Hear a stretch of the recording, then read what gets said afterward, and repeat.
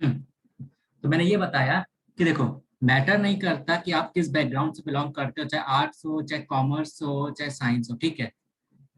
Approaches में class 11 के अंदर आप जो पढ़ रहे हो, क्लास 11 12 के अंदर जो आप पढ़ रहे हो, तो उसका मेन मोटो क्या होता है? एग्जाम पास करना, ना कि यूपीएससी पास करना, ठीक है। तो इसलिए वहां पे ये प्रॉब्लम हो जाता है। इसलिए क्या हुआ कि मैटर नहीं करता आप किस बैकग्राउंड से बिलोंग कर रहे हो, आपका पॉलिटी को कंप्लीट करने का जो अप्रोचेस होगा ये होगा कि आपको इंडियन पॉलिटी के लिए सबसे पहले, ठीक है, irrespective of your background of your academic qualification, सबसे पहले कंप्लीट करना है एनसीईआरटी क्लास 11, ठीक।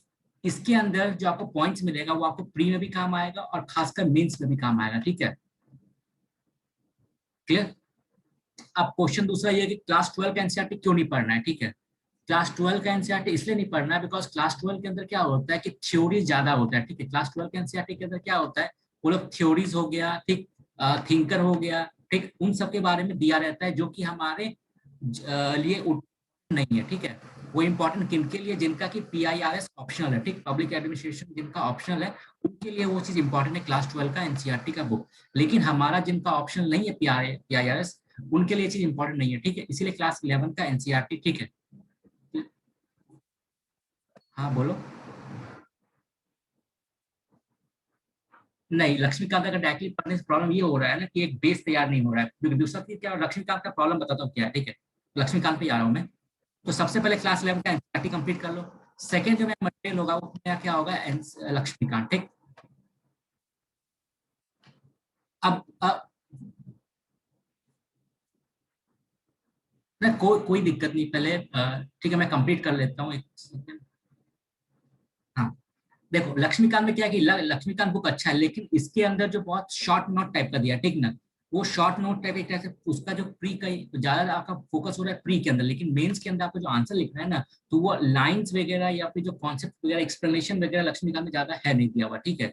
टू बी फ्रैंक लक्ष्मीकांत पर क्या प्री पास कर सकते हो, लेकिन मेंस के अंदर आपको पॉइंट चाहिए, सेंटेंसेस चाहिए, चीजों को एक्सप्लेन करते हुए लिखने के लिए, वो आपको लक्ष्मीकांत में शायद नहीं मिलेगा। क्लियर है? ये चीज शायद मतलब जिन्होंने एक दो अटेम्प्ट दिया हुआ है यहाँ पर, वो लोग इस चीज को एक्सेप्ट करेंगे, इस चीज को, ठीक है। तो वो पॉइंट आपको मिल जाएगा यहाँ से, ठीक है। क्लियर है? क्लास 11 के एनसीईआरटी के बुक से, ठीक, बेसिक मिल जाएगा। उसके बाद दूसरा चीज क्या होता है ना कि पॉलिटी का जो मेंस के अंदर जो क्वेश्चन वगैरह होता है वो कहीं ना कहीं हमारा करंट अफेयर्स फोकस रहता है, ठीक। जैसे एग्जांपल मान लिया जाए, आज के टाइम में गवर्नर का पावर को लेकर बहुत ज्यादा इशू चल रहा है, ठीक है। तो मेनली क्या है कि नॉर्मल से बात है, एडिटोरियल के अंदर वो सब कवर होगा ही, ठीक। तो नॉर्मल से बात है कि एडिटोरियल के अंदर कवर हो रहा है, तो वहां से आपका वो क्वेश्चन आ जाएगा।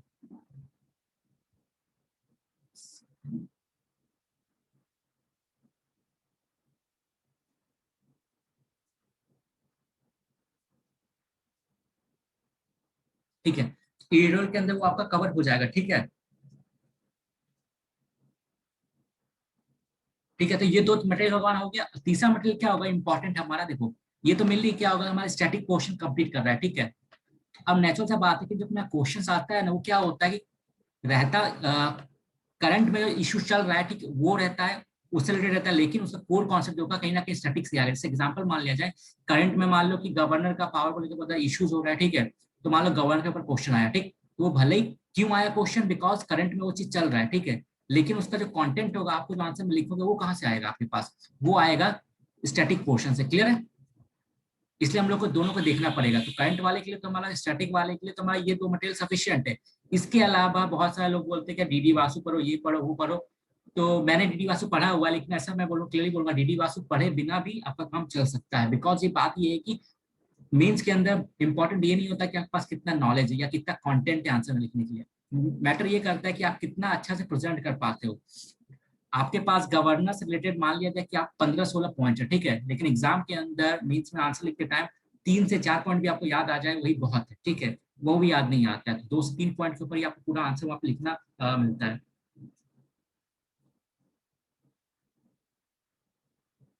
क्लियर? ठीक है, तो ये हो गया मेरा मटेरियल। थर्ड क्या होगा, अब देखो ये चीज अब मेरा कुछ छूट ना जाए, इसलिए क्या होता है कि विजन आईएएस का जो होता है वो पीटी 365 वो लोग निकालता है ना, उससे क्या होता है लास्ट 1 ईयर का जो करंट अफेयर होता है पॉलिटिक्स से कवर कर लेंगे वहां पे, ठीक। ठीक है, तो मेरा पॉलिटी को कवर करने के लिए पहला मटेरियल क्या है, एनसीईआरटी क्लास 11, ठीक। फिर लक्ष्मीकांत, फिर पीटी 365 जिसमें 1 साल का मेरा करंट कवर हो जाए, ठीक है, क्लियर। तो यहाँ पे मटेरियल को लेकर कोई डाउट है? हम लोग जो क्लास में करने वाले वो क्या करेंगे मेनली, अब देखो ये चीज का कोई अल्टरनेटिव नहीं है, ये इसका कोई भी अल्टरनेटिव हमारे पास नहीं है, ये 2 बुक तो हमको करना ही करना पड़ेगा, ठीक है, क्लियर। लेकिन आज जो हम करने वाले हैं वो क्या होगा कि इन बुक्स के अंदर जो इंपॉर्टेंट टॉपिक्स है ना, जो कि एग्जाम पर्पज से इंपॉर्टेंट है, ऑन द बेसिस जो हमने एनालाइज किया है पास्ट ईयर के पेपर से, उसके बेसिस पे जो मैं खुद का नोट्स बना हुआ है, उन नोट्स से हम लोग कवर अप करने वाले हैं, जिससे कि कंटेंट, देखो जो कंटेंट हम लोग पढ़ने वाले हैं वो कंटेंट यहाँ पर मिलेगा, यहाँ पर मिलेगा, ठीक है, क्लियर है। ऐसा नहीं कि कोई हवा से आया, तो यहाँ इसकी इस बुक्स के अंदर भी मिलेगा आप लोग को ये कंटेंट, लेकिन ठीक है, उन सारे कंटेंट में से मान लो कि इनके अंदर 100 टॉपिक्स दिया हुआ एक्सप्लेनेशन के अंदर, ठीक, लेकिन एग्जाम का एनालाइज हमने करके ये देखा कि भैया पिछले 10-15 साल के अंदर जो क्वेश्चन ज्यादातर आए हैं वो हमारे 40 टॉपिक से ही आए हैं। तो इसका मतलब क्या है कि 40 टॉपिक्स हमारे लिए सबसे ज्यादा इंपॉर्टेंट है, बाकी 60 तो हमको करना ही करना पड़ेगा, ठीक है, क्योंकि सिलेबस का पार्ट है। लेकिन अगर ये 40 करते हैं तो मैक्सिमम हमारा 80 to 90% सिलेबस हमारा कंप्लीट हो रहा है, ठीक है, जिसको हम थोड़ा स्मार्ट स्टडी कर रहे हैं। तो ये सब क्लासेस जो भी होगा उसको समझने के बाद आप ऐसा नहीं कि बेसिक बुक पढ़ना छोड़ दो, इसी को देखो, बेसिक बुक तो पढ़ना ही पढ़ना पड़ेगा, क्लियर है। लेकिन ये है कि एक फाउंडेशन क्रिएट हो जाएगा आपका, जिससे कि अगर आप कल को लक्ष्मीकांत पढ़ रहे हो तो आपको ऐसा नहीं कि 2 महीना का टाइम लगे या फिर 10% या 15% बात ही दिमाग समझ में आए, बाकी 80% गायब। तो ये बहुत लोगों का ये प्रॉब्लम होता है कि वो लोग लक्ष्मीकांत जैसे फर्स्ट रीडिंग करते हैं तो बहुत ज्यादा टाइम उनका लगता है, प्लस फर्स्ट रीडिंग में हार्डली 10 या 15% ही बातें उनके दिमाग में घुस पाता है, ठीक है। लेकिन अगर ये वीडियो आपने पूरा कवर कर लिया, जो कि हार्डली 9 से 10 सीरीज में हमारे क्लासेस में कवर हो जाएगा, उसके बाद क्या होगा, लक्ष्मीकांत आपको बहुत इजीली समझ में आएगा कंटेंट, क्योंकि ऑलरेडी आपने वो चीज समझा हुआ है, ठीक है। लेकिन ये 2 चीज का कोई अल्टरनेटिव नहीं, 2 चीज तो करना ही करना पड़ेगा। तो हम लोग स्टार्ट करते फिर।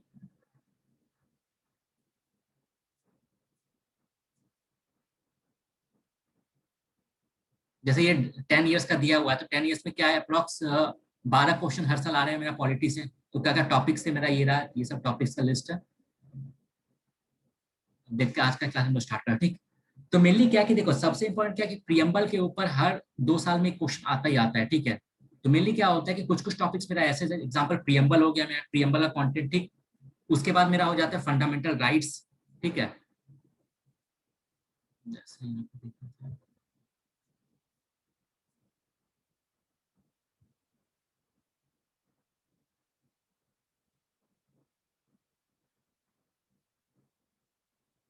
ठीक है, देखो अब जैसे मेरा ये हो गया, प्रियम्बल हो गया, ठीक। फिर फंडामेंटल राइट्स हो गया, फिर फंडामेंटल ड्यूटीज हो गया, फिर मेरा हो गया डीपीएसपी हो गया। अब देखो यूपीएससी कभी भी वो आपसे नहीं पूछेगा कि भैया बताओ आर्टिकल 22 क्या कहता है, ठीक है। वो कभी आपसे आर्टिकल नहीं पूछने वाला है, यूपीएससी हमेशा उसका कंटेंट पूछता है। तो इसका मतलब क्या कि प्रियम्बल के अंदर जो भी वर्ड्स दिया या जो भी कंटेंट दिया उसका मतलब क्लियरली पता होना चाहिए, ठीक है। फंडामेंटल राइट्स के अंदर जो आर्टिकल मेरा 14 से लेकर कहीं ना कहीं जो 35 तक आ रहा है, वो कभी नहीं पूछेगा कि बताओ आर्टिकल 25 क्या कहता है, 26 क्या कहता है, कभी नहीं पूछेगा। वो आपका कंटेंट पूछेगा कि भैया उसके अंदर क्या क्या कंटेंट है, ये कंटेंट का पार्ट है या नहीं है, ठीक है। वो फंडामेंटल ड्यूटीज भी वैसे ही है, ठीक, क्या क्या ड्यूटीज है उसमें ये चीज पूछेगा। डीपीएसपी भी वही चीज है कि आपको ये नहीं पूछेगा कि बताओ 39 से लेकर 51 तक क्या है, ऐसा नहीं पूछेगा। वो आपसे पूछेगा कि बताओ गांधी प्रिंसिपल क्या है इसके अंदर हमारा, फिर लिबरल प्रिंसिपल क्या है हमारा, ठीक है, सोशल प्रिंसिपल्स क्या है, वो सब पूछेगा, ठीक है। तो मतलब क्या कि ये जो 4 टॉपिक है, कभी भी पॉलिटी पढ़ते टाइम इस बात का याद रखना है कि आपको जो फोकस करना है वो आर्टिकल पे फोकस नहीं करना है, ठीक है। एक रफ आइडिया होना चाहिए आर्टिकल का, ठीक, लेकिन आर्टिकल पे फोकस नहीं करना, ज्यादा ज्यादा फोकस इस पे करना है हमारा कंटेंट के ऊपर, क्योंकि यूपीएससी कंटेंट के ऊपर क्वेश्चन पूछता है, ठीक है। तो अगर ये 4 टॉपिक हमने कवर कर लिया तो मोर देन 30% हमारा सिलेबस ऐसे कंप्लीट हो जाता है। तो कंटेंट पे ध्यान देते हैं, स्टार्ट करते हैं। हाँ, सबसे पहले हम लोग देखते हैं आज प्रियम्बल ऑफ कॉन्स्टिट्यूशन। तो हमारा जो कॉन्स्टिट्यूशन है उसके अंदर कुछ कुछ इंपॉर्टेंट वर्ड्स दिया गया, तो उसका मीनिंग हम लोग देखते हैं, ठीक है। जैसे सोवरिन, तो सोवरिन का मतलब क्या होता है, people have supreme right to make decision on internal as well internal matter. मतलब क्या होता है, देखो हमारे, अगर प्रियम्बल दिखा भी देता हूँ यहाँ पे, तो इस प्रियम्बल के अंदर क्या है ना, प्रियम्बल के कंटेंट के अंदर जो चीज लिखा हुआ है उसका हर वर्ड्स का मेरे को मतलब पता होना चाहिए, ठीक है।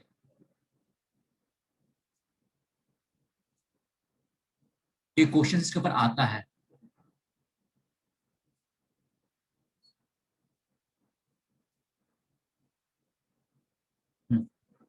दिख रहा है सबको? ज्योति, ठीक है। देखो इसको रीड कर दो। इसके अंदर क्या कि इसके अंदर जो जो वर्ड्स है ना उसका हर वर्ड्स का मतलब मेरे को पता होना चाहिए, बिकॉज क्वेश्चन में पूछा जाता है, ठीक है। जैसे एक ईयर क्वेश्चन आया था कि यहाँ पे हमारे कॉन्स्टिट्यूशन के अंदर liberty of thoughts expression belief and faith worship है ना, ये वाला, तो इसके ऊपर क्वेश्चन आ गया था एक ईयर कि बताओ हमारे कॉन्स्टिट्यूशन के अंदर प्रियम्बल के अंदर लिबर्टी ऑफ किस किस चीज का लिबर्टी के बारे में बात किया गया, ठीक है। तो चार ऑप्शन दे दिया गया था, तीन जिसमें से एक गलत था। तो वो आंसर तभी आप दे पाओगे जब आपको पता होगा कॉन्स्टिट्यूशन के अंदर लिबर्टी के अंदर क्या क्या चीज, किस किस चीज का लिबर्टी दिया गया है, ठीक है। क्लियर है? तो, तो यहाँ पे जैसे दिया कि sovereign socialist secular democratic Republic, ठीक है। तो इसको इस क्रोनोलॉजी में याद भी करना पड़ेगा, ठीक, कि वो पूछ देता है समथिंग लाइक। अब देखते हैं क्या करके डिस्कस करते हैं हम लोग। तो सोवरेन का मतलब क्या होता है? सोवरेन का मतलब ये होता है, जैसे आज के टाइम में क्या होता है, जैसे मान लिया जाए एक कोई कंट्री है, ठीक, मान लो कि पहले क्या था, ये ब्रिटिश था, ये इंडिया था, ठीक है। मेनली क्या था, ब्रिटिशर्स लोग, इंडिया ब्रिटिश लोग क्या होता था अपने पार्लियामेंट में बैठ के लॉ पास करते थे, वो लॉ थे वो, ठीक है।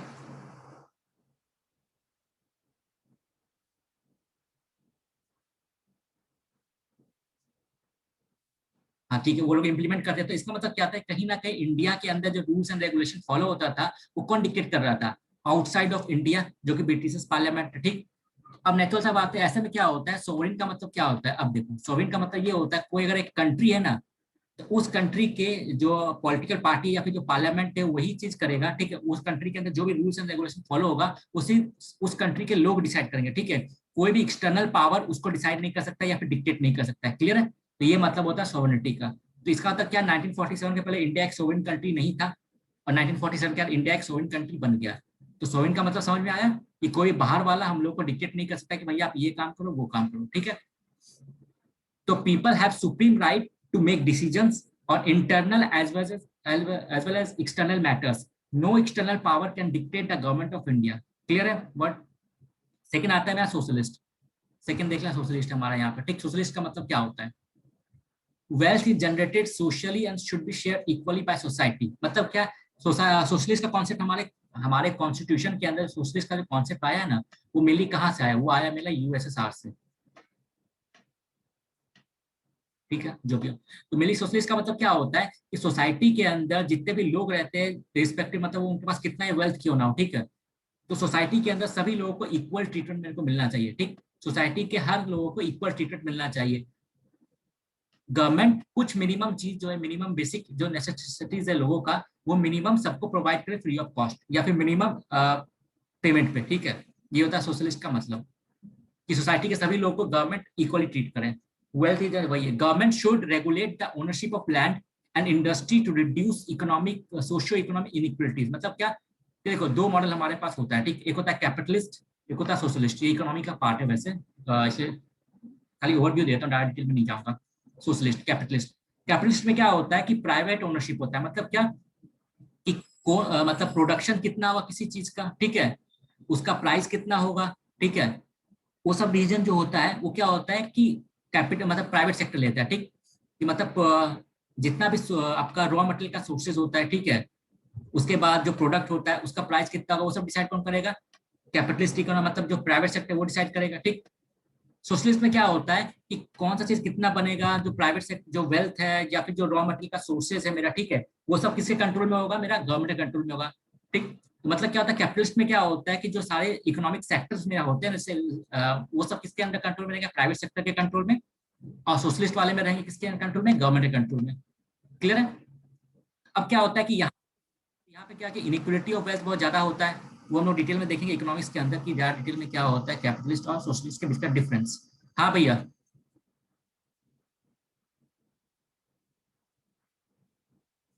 भैया वो चीज इकोनॉमिक्स का पार्ट है कि इंडिया का अभी मॉडल क्या है क्या नहीं है, ठीक है। ये हम लोग कॉन्स्टिट्यूशन के अंदर सोशलिस्ट का क्या मतलब है वो अभी डिस्कस कर रहे हैं बस, ठीक।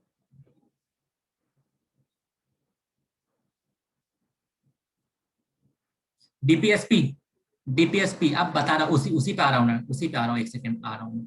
ठीक है, तो मतलब ये समझ आया कैपिटलिस्ट इकोनॉमी में क्या होता है कि जो जो आपका जो रॉ मटेरियल का सोर्सेज होता है उसको ओन कौन करता है?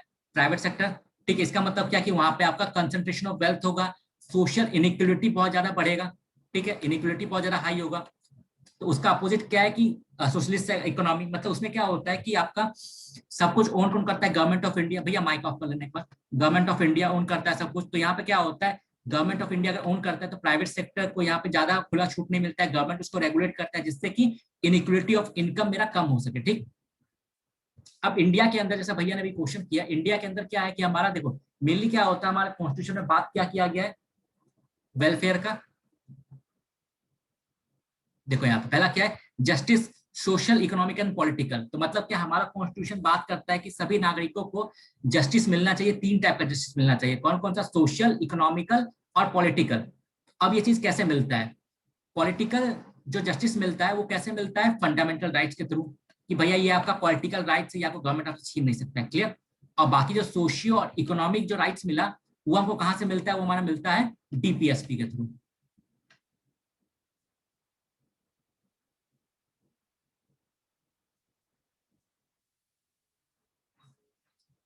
भैया आएगा, भैया आएगा डीपीएसपी। अभी हम प्रेमबल का बात कर रहे हैं, डीपीएसपी आएगा, आएगा डीपीएसपी आएगा, डीपीएसपी आएगा भैया। अभी खाली मतलब ये बताया, क्वेश्चन बताया मैंने कि भैया हमारे कॉन्स्टिट्यूशन के अंदर, ठीक ना, ये जो चीज लिखा गया प्रियम्बल के अंदर, जस्टिस इंश्योर करना है मेरे को, सोशल, इकोनॉमिक एंड पॉलिटिकल, वो जस्टिस इंश्योर करने के लिए क्या क्या टूल है मेरे पास। ठीक। अब उस टूल का क्या प्रो है, क्या कौन से, वो तो हम लोग डिस्कस करेंगे ना आगे। ये खाली बुक का इंडेक्स है अभी। अगर इंडेक्स पढ़ते टाइम आप बोलोगे चैप्टर 5 के अंदर क्या चीज है, वो अभी एक्सप्लेन कर दो, तो फिर पूरा इंडेक्स तो नहीं हो पाएगा, प्रॉब्लम हो जाएगा।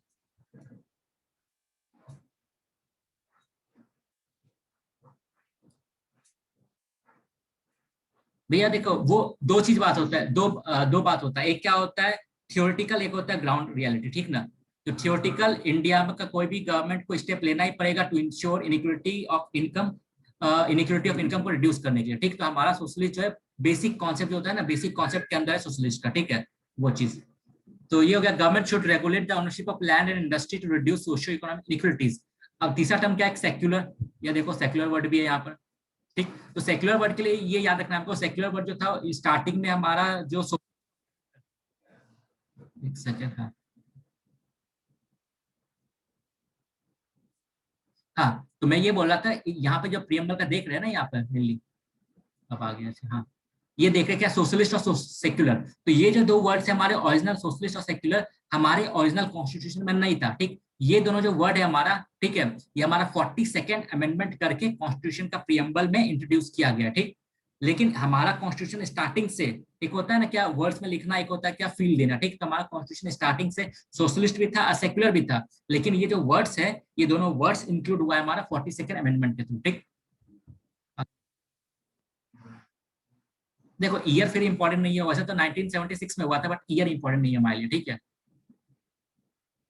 यूपीएससी कभी भी ईयर नहीं पूछेगा, कब आर्टिकल नहीं पूछने वाला है। कुछ कुछ इंपॉर्टेंट आर्टिकल है या अमेंडमेंट है, वो मैंने इंट्रोड्यूस कर दिया, जो हमको पता होना चाहिए। ठीक है, वो सब चीज। हाँ। अब टर्म आता है सेक्युलर। तो सेक्युलर का मतलब क्या होता है, देखो सेक्युलरिज्म का दो मॉडल होता है वर्ल्ड में। ठीक है,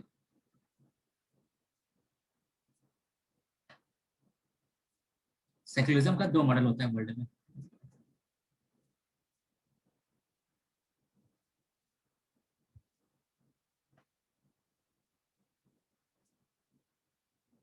देखो, एक क्या होता है वेस्टर्न मॉडल ऑफ सेक्युलरिज्म, एक होता है इंडियन मॉडल ऑफ सेक्युलरिज्म।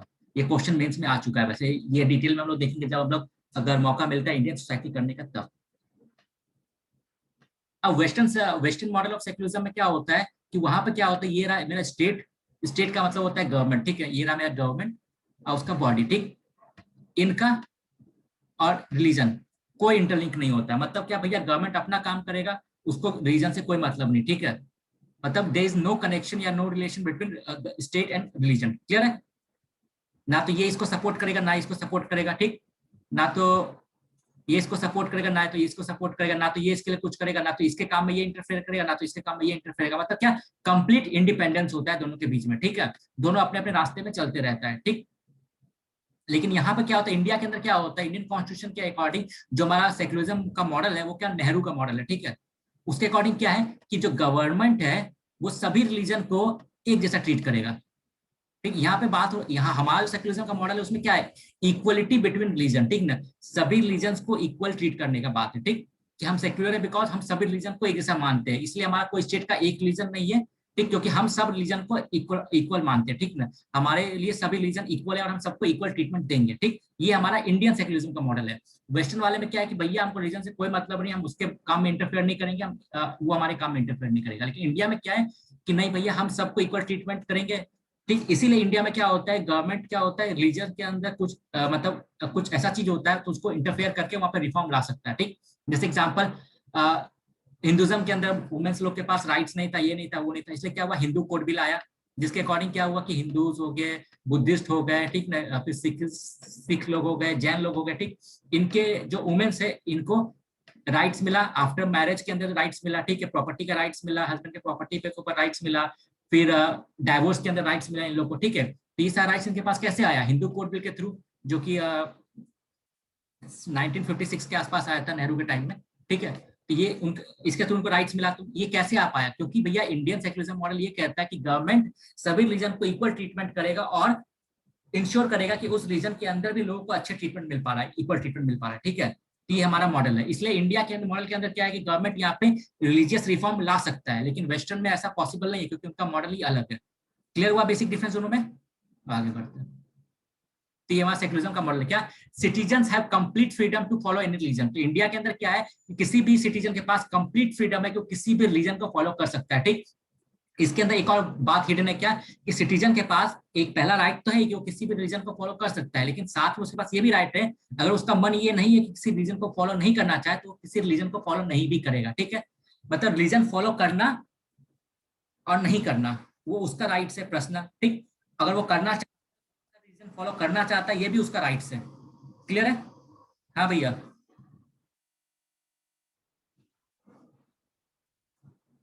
अब भैया इसके लिए तो मेरे को वर्ल्ड वाइड कॉन्स्टिट्यूशन पढ़ना पड़ेगा। अब मैं इंडियन नहीं, हो सकता है, हो सकता है, होगा, ठीक है। हाँ, तो ये citizen have complete freedom to follow any religion but there is no official religion. तो जैसा मैंने बताया कि इंडिया का कोई भी ऑफिशियल रिलीजन नहीं है। जैसे पाकिस्तान हुआ तो उसका एक ऑफिशियल रिलीजन है, ठीक है, लेकिन इंडिया का कोई ऑफिशियल रिलीजन नहीं है, ठीक है। बांग्लादेश का भी कोई ऑफिशियल रिलीजन नहीं है, ठीक। नेपाल का भी कोई ऑफिशियल रिलीजन नहीं है। तो government treats all religious belief and practice with equal respect, ठीक। तो हमारा क्वेश्चन क्या बोलता है गवर्नमेंट को कि भैया गवर्नमेंट आपका ये काम है कि आप सभी रिलीजियस रिलीजन को, सभी कल्चर को, सभी बिलीफ को, सभी प्रैक्टिसेस को इक्वल रिस्पेक्ट की नजर से देखो और सबको इक्वल ट्रीट करो। आप किसी के बीच में भेदभाव नहीं कर सकते हो, ठीक है। उनका मन है कि कोई भी रिलीजन फॉलो करें, उनका मन है नहीं फॉलो करें, आप उनके बीच में डिफरेंस नहीं कर सकते हो, ठीक। उसके बाद एक कॉन्सेप्ट मेरा डेमोक्रेटिक, तो ये देख लो यहाँ पर मेरा डेमोक्रेटिक। तो डेमोक्रेटिक का मतलब क्या होता है, ये डेमोक्रेटिक का मतलब ये होता है कि जो गवर्नमेंट चुना जाएगा मेरा, ठीक है, जो चुना जाएगा वो क्या होगा, लोगों के द्वारा चुना जाएगा, ठीक है। A form of government where people enjoy equal political rights. Equal political rights का मतलब क्या है कि सभी के पास इक्वल पॉलिटिकल राइट्स है, कि वो वोटिंग पावर सबका इक्वल है।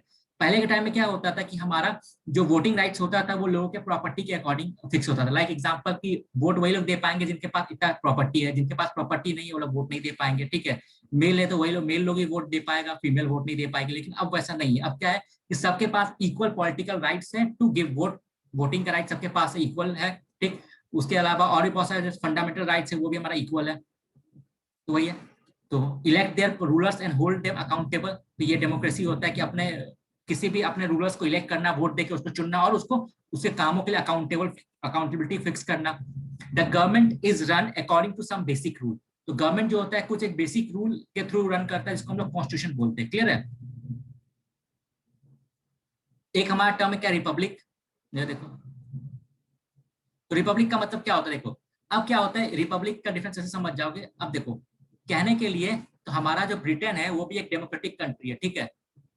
इंडिया भी एक डेमोक्रेटिक कंट्री है, लेकिन इंडिया एक रिपब्लिक है और ब्रिटेन एक रिपब्लिक नहीं है। क्यों? क्योंकि ब्रिटेन के अंदर जो हेड ऑफ द स्टेट है, ठीक, अब दो चीज होता है, क्या होता है देखो, हेड ऑफ द स्टेट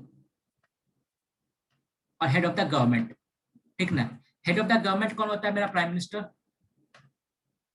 और हेड ऑफ द स्टेट जो होता है वो मेरा होता है प्रेसिडेंट। क्लियर? तो रिपब्लिक का मतलब ये होता है कि भैया जी ये आपका जो हेड ऑफ द स्टेट होगा वो इलेक्टेड होगा, ठीक है।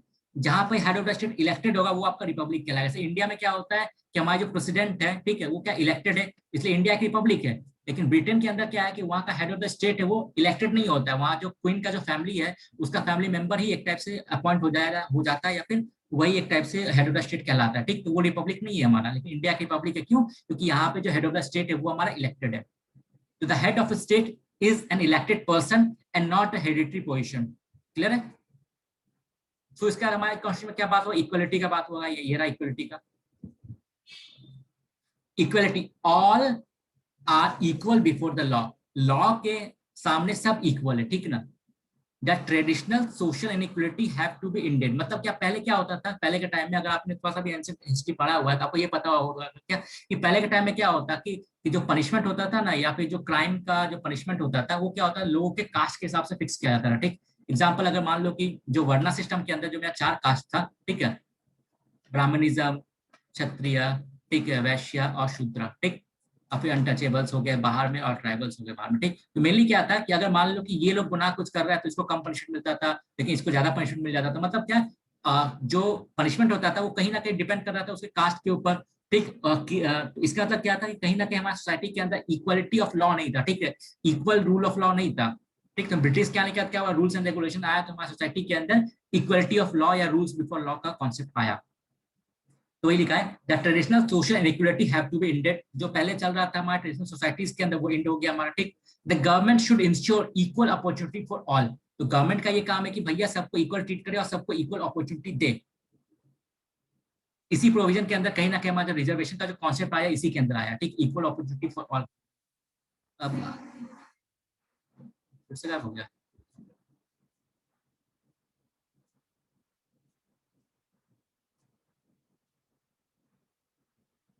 ठीक है, क्लियर हो गया, इक्वलिटी ऑफ ऑल का हो गया। तो the government should ensure equal opportunity for all, clear. उसके बाद आता है मैं लिबर्टी का, ये रहा मैं लिबर्टी।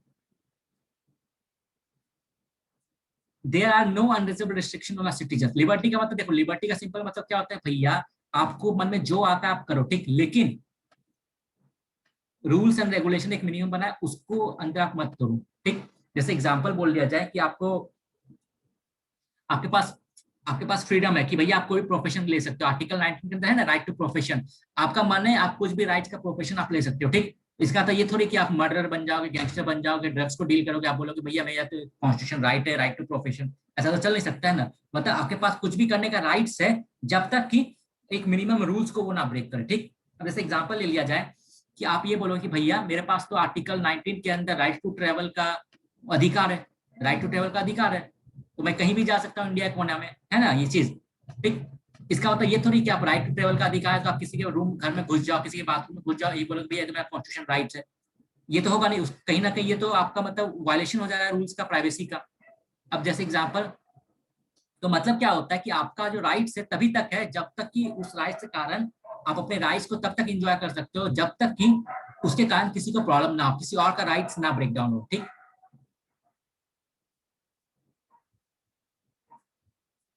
अब जैसे एग्जांपल ले लिया जाए कि हमारा एक कपल है, ठीक, हस्बैंड वाइफ, ठीक।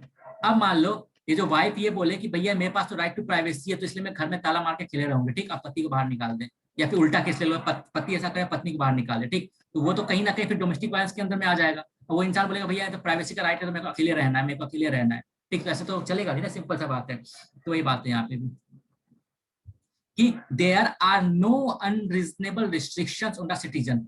इसको पढ़ते टाइम एक चीज याद रखना है क्या, कि स्टेट अगर चाहे तो रीजनेबल रिस्ट्रिक्शन लगा सकता है। वैसे तो कोई भी अनरीजनेबल रिस्ट्रिक्शन नहीं होगा सिटीजन के ऊपर, लेकिन रीजन देके स्टेट उसके ऊपर रिस्ट्रिक्शन लगा सकता है। वो रीजन क्या क्या होगा हम आगे डिस्कस करने वाले हैं, ठीक। बोल सकते हैं वैसे, ठीक है, वो आगे आएगा आएगा, अति उत्साहित ना हो वरना टॉपिक से हट जाए, ठीक है।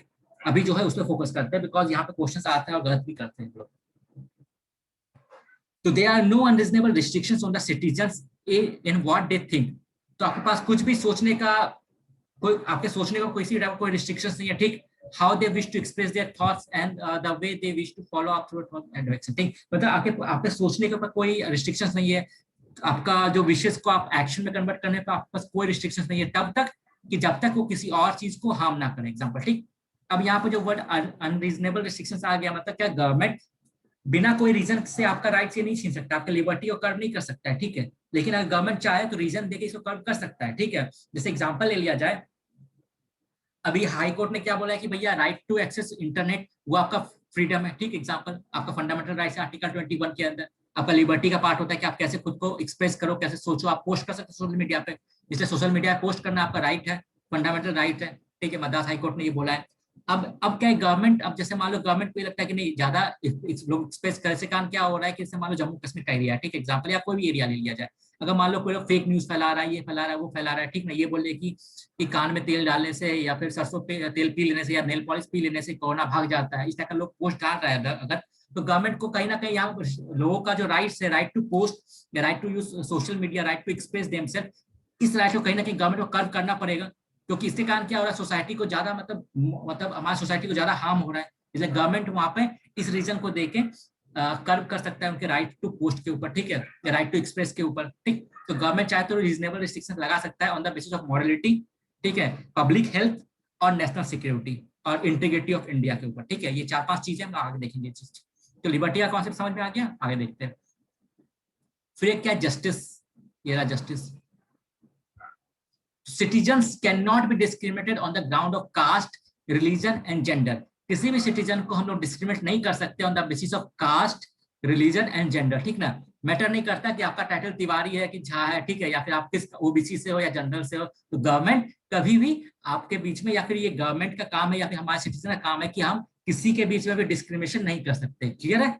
सबको इक्वल ट्रीटमेंट करना पड़ेगा हमको, ठीक। अगर आप नहीं कर रहे हो तो कहीं ना कहीं आप कॉन्स्टिट्यूशन के जो मेन वैल्यूज है उसके अगेंस्ट में आप जा रहे हो, ठीक है।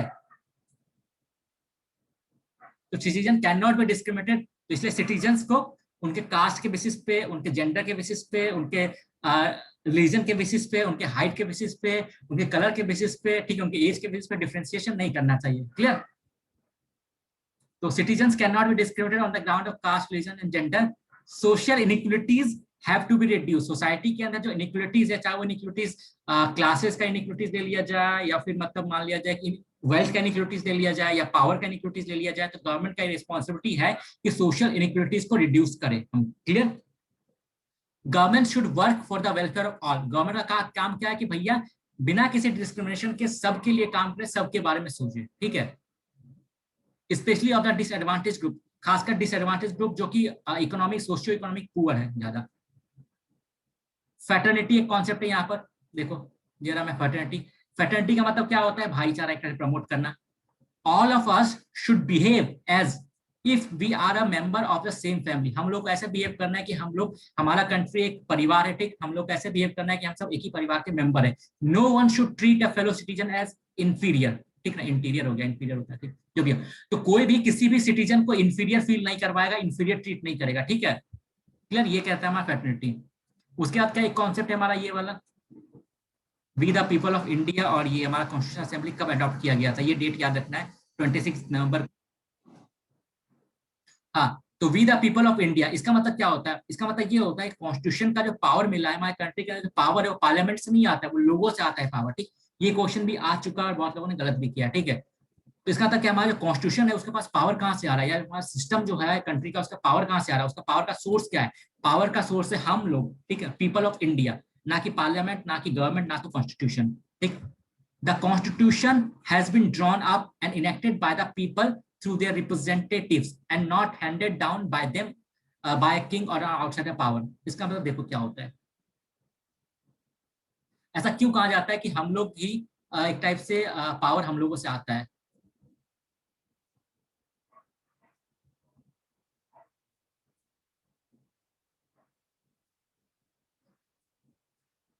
देखो ये ऐसे मान लिया जाए कि एक एरिया है मेरा, मान लिया जाए कि दिल्ली, ठीक है।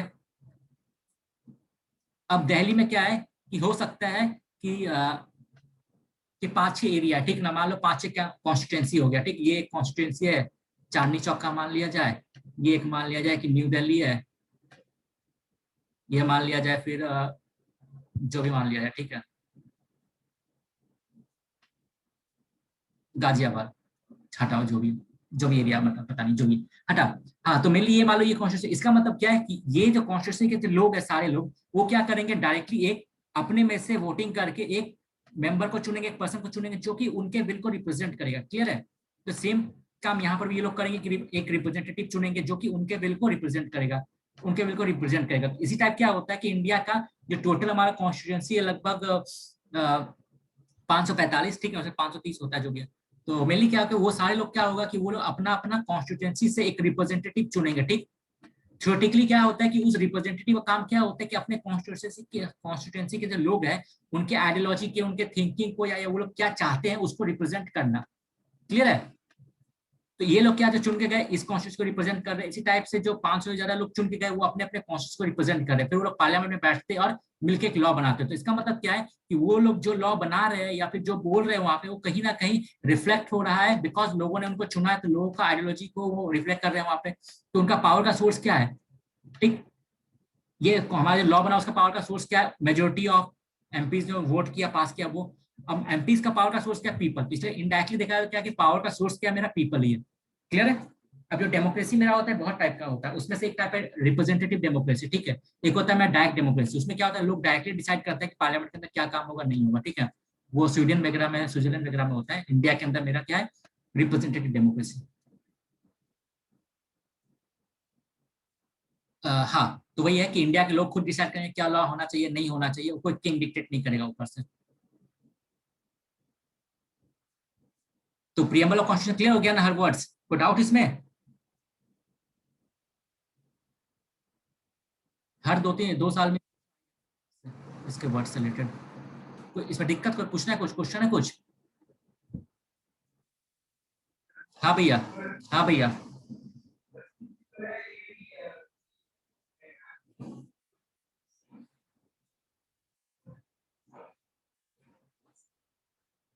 हम्म। नहीं भैया, देखो यहाँ पे बात ये बोला, जस्टिस का मतलब रिजर्वेशन के साथ जस्टिस नहीं है। वो क्या है इसमें देखो, हमारा कॉन्स्टिट्यूशन के अंदर बात किया गया राइट टू इक्वलिटी, ठीक है, लेकिन राइट टू इक्वलिटी के साथ एक चीज और है, राइट टू इक्विटी। जब आप डिटेल में उसको पढ़ोगे, ठीक ना, एक वहाँ पे कॉन्सेप्ट राइट टू इक्विटी, यहाँ पे क्या लिखा है, जैसे आप उसमें आप नहीं, उसको इग्नोर भी करो आप, तो यहाँ पे जो वर्ड्स लिखा है उस पर ध्यान दो आप।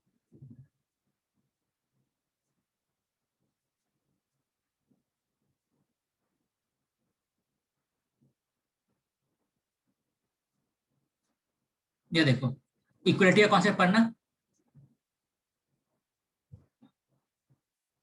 अच्छा वो छोड़ो, वो छोड़ो, वो छोड़ो, ठीक है ना, ये पढ़ो। The government should ensure equal opportunity for all, equal opportunity for all, ठीक ना। अब ये समझना, हमारा सोसाइटी तक कभी भी इक्वल नहीं था। ठीक, ऑलरेडी जब हम इंडिपेंडेंस हुए तो हमारा सोसाइटी हाईली अनइक्वल था। क्लियर है? जैसे एग्जांपल अगर देखा जाए तो हमारा ट्रेडिशनल सोसाइटी के अंदर क्या था, जो लोअर कास्ट से जो था हमारा, चाहे ब्राह्मणिज्म हो गया, चाहे क्षत्रिय हो गया, ठीक ना, या फिर वैश्य हो गया, शूद्र हो गया, ठीक है। तो नेचुरल सा बात है, इन लोगों के लिए, इन लोगों के पास ना तो स्कूल के लिए राइट्स था, ना तो स्कूल था इनके लिए, ठीक है, ना तो हॉस्पिटल में एंट्री था, ना तो पब्लिक प्लेस में इनका एंट्री था। तो नेचुरल सा बात है कि भैया इनके पास वो राइट्स है हर जगह जाने का, कुछ भी करने का, कुछ भी इंश्योर करने का, लेकिन इनके पास वो राइट्स नहीं है। अगर कॉन्स्टिट्यूशन में ये लिखा गया कि आप इक्वलिटी प्रमोट करो, तो जैसा क्या होता है कि हर माँ बाप का काम होता है कि अपने बच्चे को इक्वली वो लोग ट्रीट करता है। लेकिन अगर मान लो किसी पेरेंट्स का कोई बच्चा अगर डिजेबल है, ठीक ना, तो नेचुरल सा बात है कि पेरेंट्स उसका एक्स्ट्रा केयर करता है। क्लियर है? तभी वो इक्वली ट्रीटमेंट कर पाएगा, वरना अगर सबको एक ही तरह ट्रीट करे तो वो इक्वलिटी नहीं हो पाएगा। ठीक है, सिंपल सा बात। इक्वलिटी का मतलब ये नहीं होता सबको इक्वली ट्रीट करना, इक्वलिटी का मतलब ये होता है कि सेम पर्सन को उसके कंडीशन के हिसाब से ट्रीट करना, जिससे कि दो पर्सन के बीच में इक्वलिटी आ पाए। क्लियर ये चीज जो मैं बता।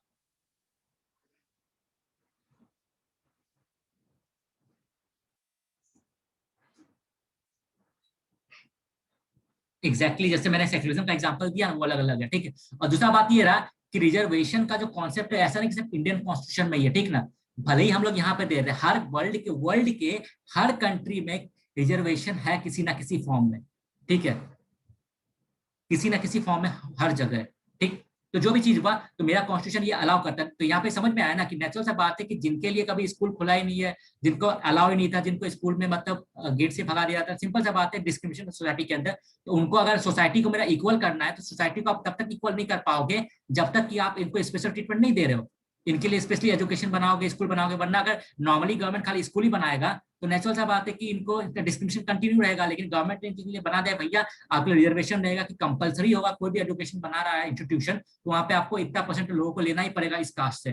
तो नेचुरल सा बात है कि वहाँ पे ऑब्लिगेशन होगा उनके ऊपर, तो नेचुरल सा बात है इनका एक्सेस टू एजुकेशन इनको मिलेगा, एक्सेस टू हेल्थ मिलेगा, एक्सेस टू जॉब मिलेगा। क्लियर है ये चीज? तो ये है मेरा कॉन्सेप्ट मिली। हाँ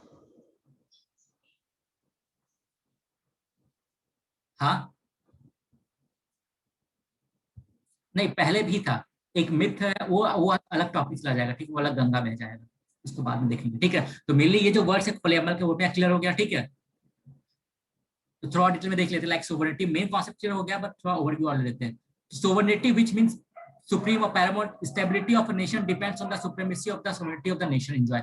मतलब क्या कोई भी कंट्री कितना स्टेबल रहेगा वो डिपेंड करता है कि भैया वो कितना सोवरेन है, ठीक ना। अगर मान लिया जाए आज की डेट में इंडिया दूसरे कंट्री से बहुत ज्यादा लोन ले रहा है, बहुत ज्यादा पैसा ले रहा है, तो इसका मतलब क्या कल को कंट्री इंडिया के पार्लियामेंट को डिक्टेट कर सकता है गवर्नमेंट को कि भैया आप ये काम करो वो काम करो वरना आपको पैसा नहीं देंगे। तो इसका मतलब क्या है कि कंट्री का स्टेबिलिटी जब जाएगा, जैसे एग्जांपल आज के डेट में पाकिस्तान मान लिया जाए, ठीक, ईरान मान लिया जाए, तो वो क्या कंट्री होता है, हैवली डिपेंडेंट है यूएसए के ऊपर, ठीक, या चाइना के ऊपर।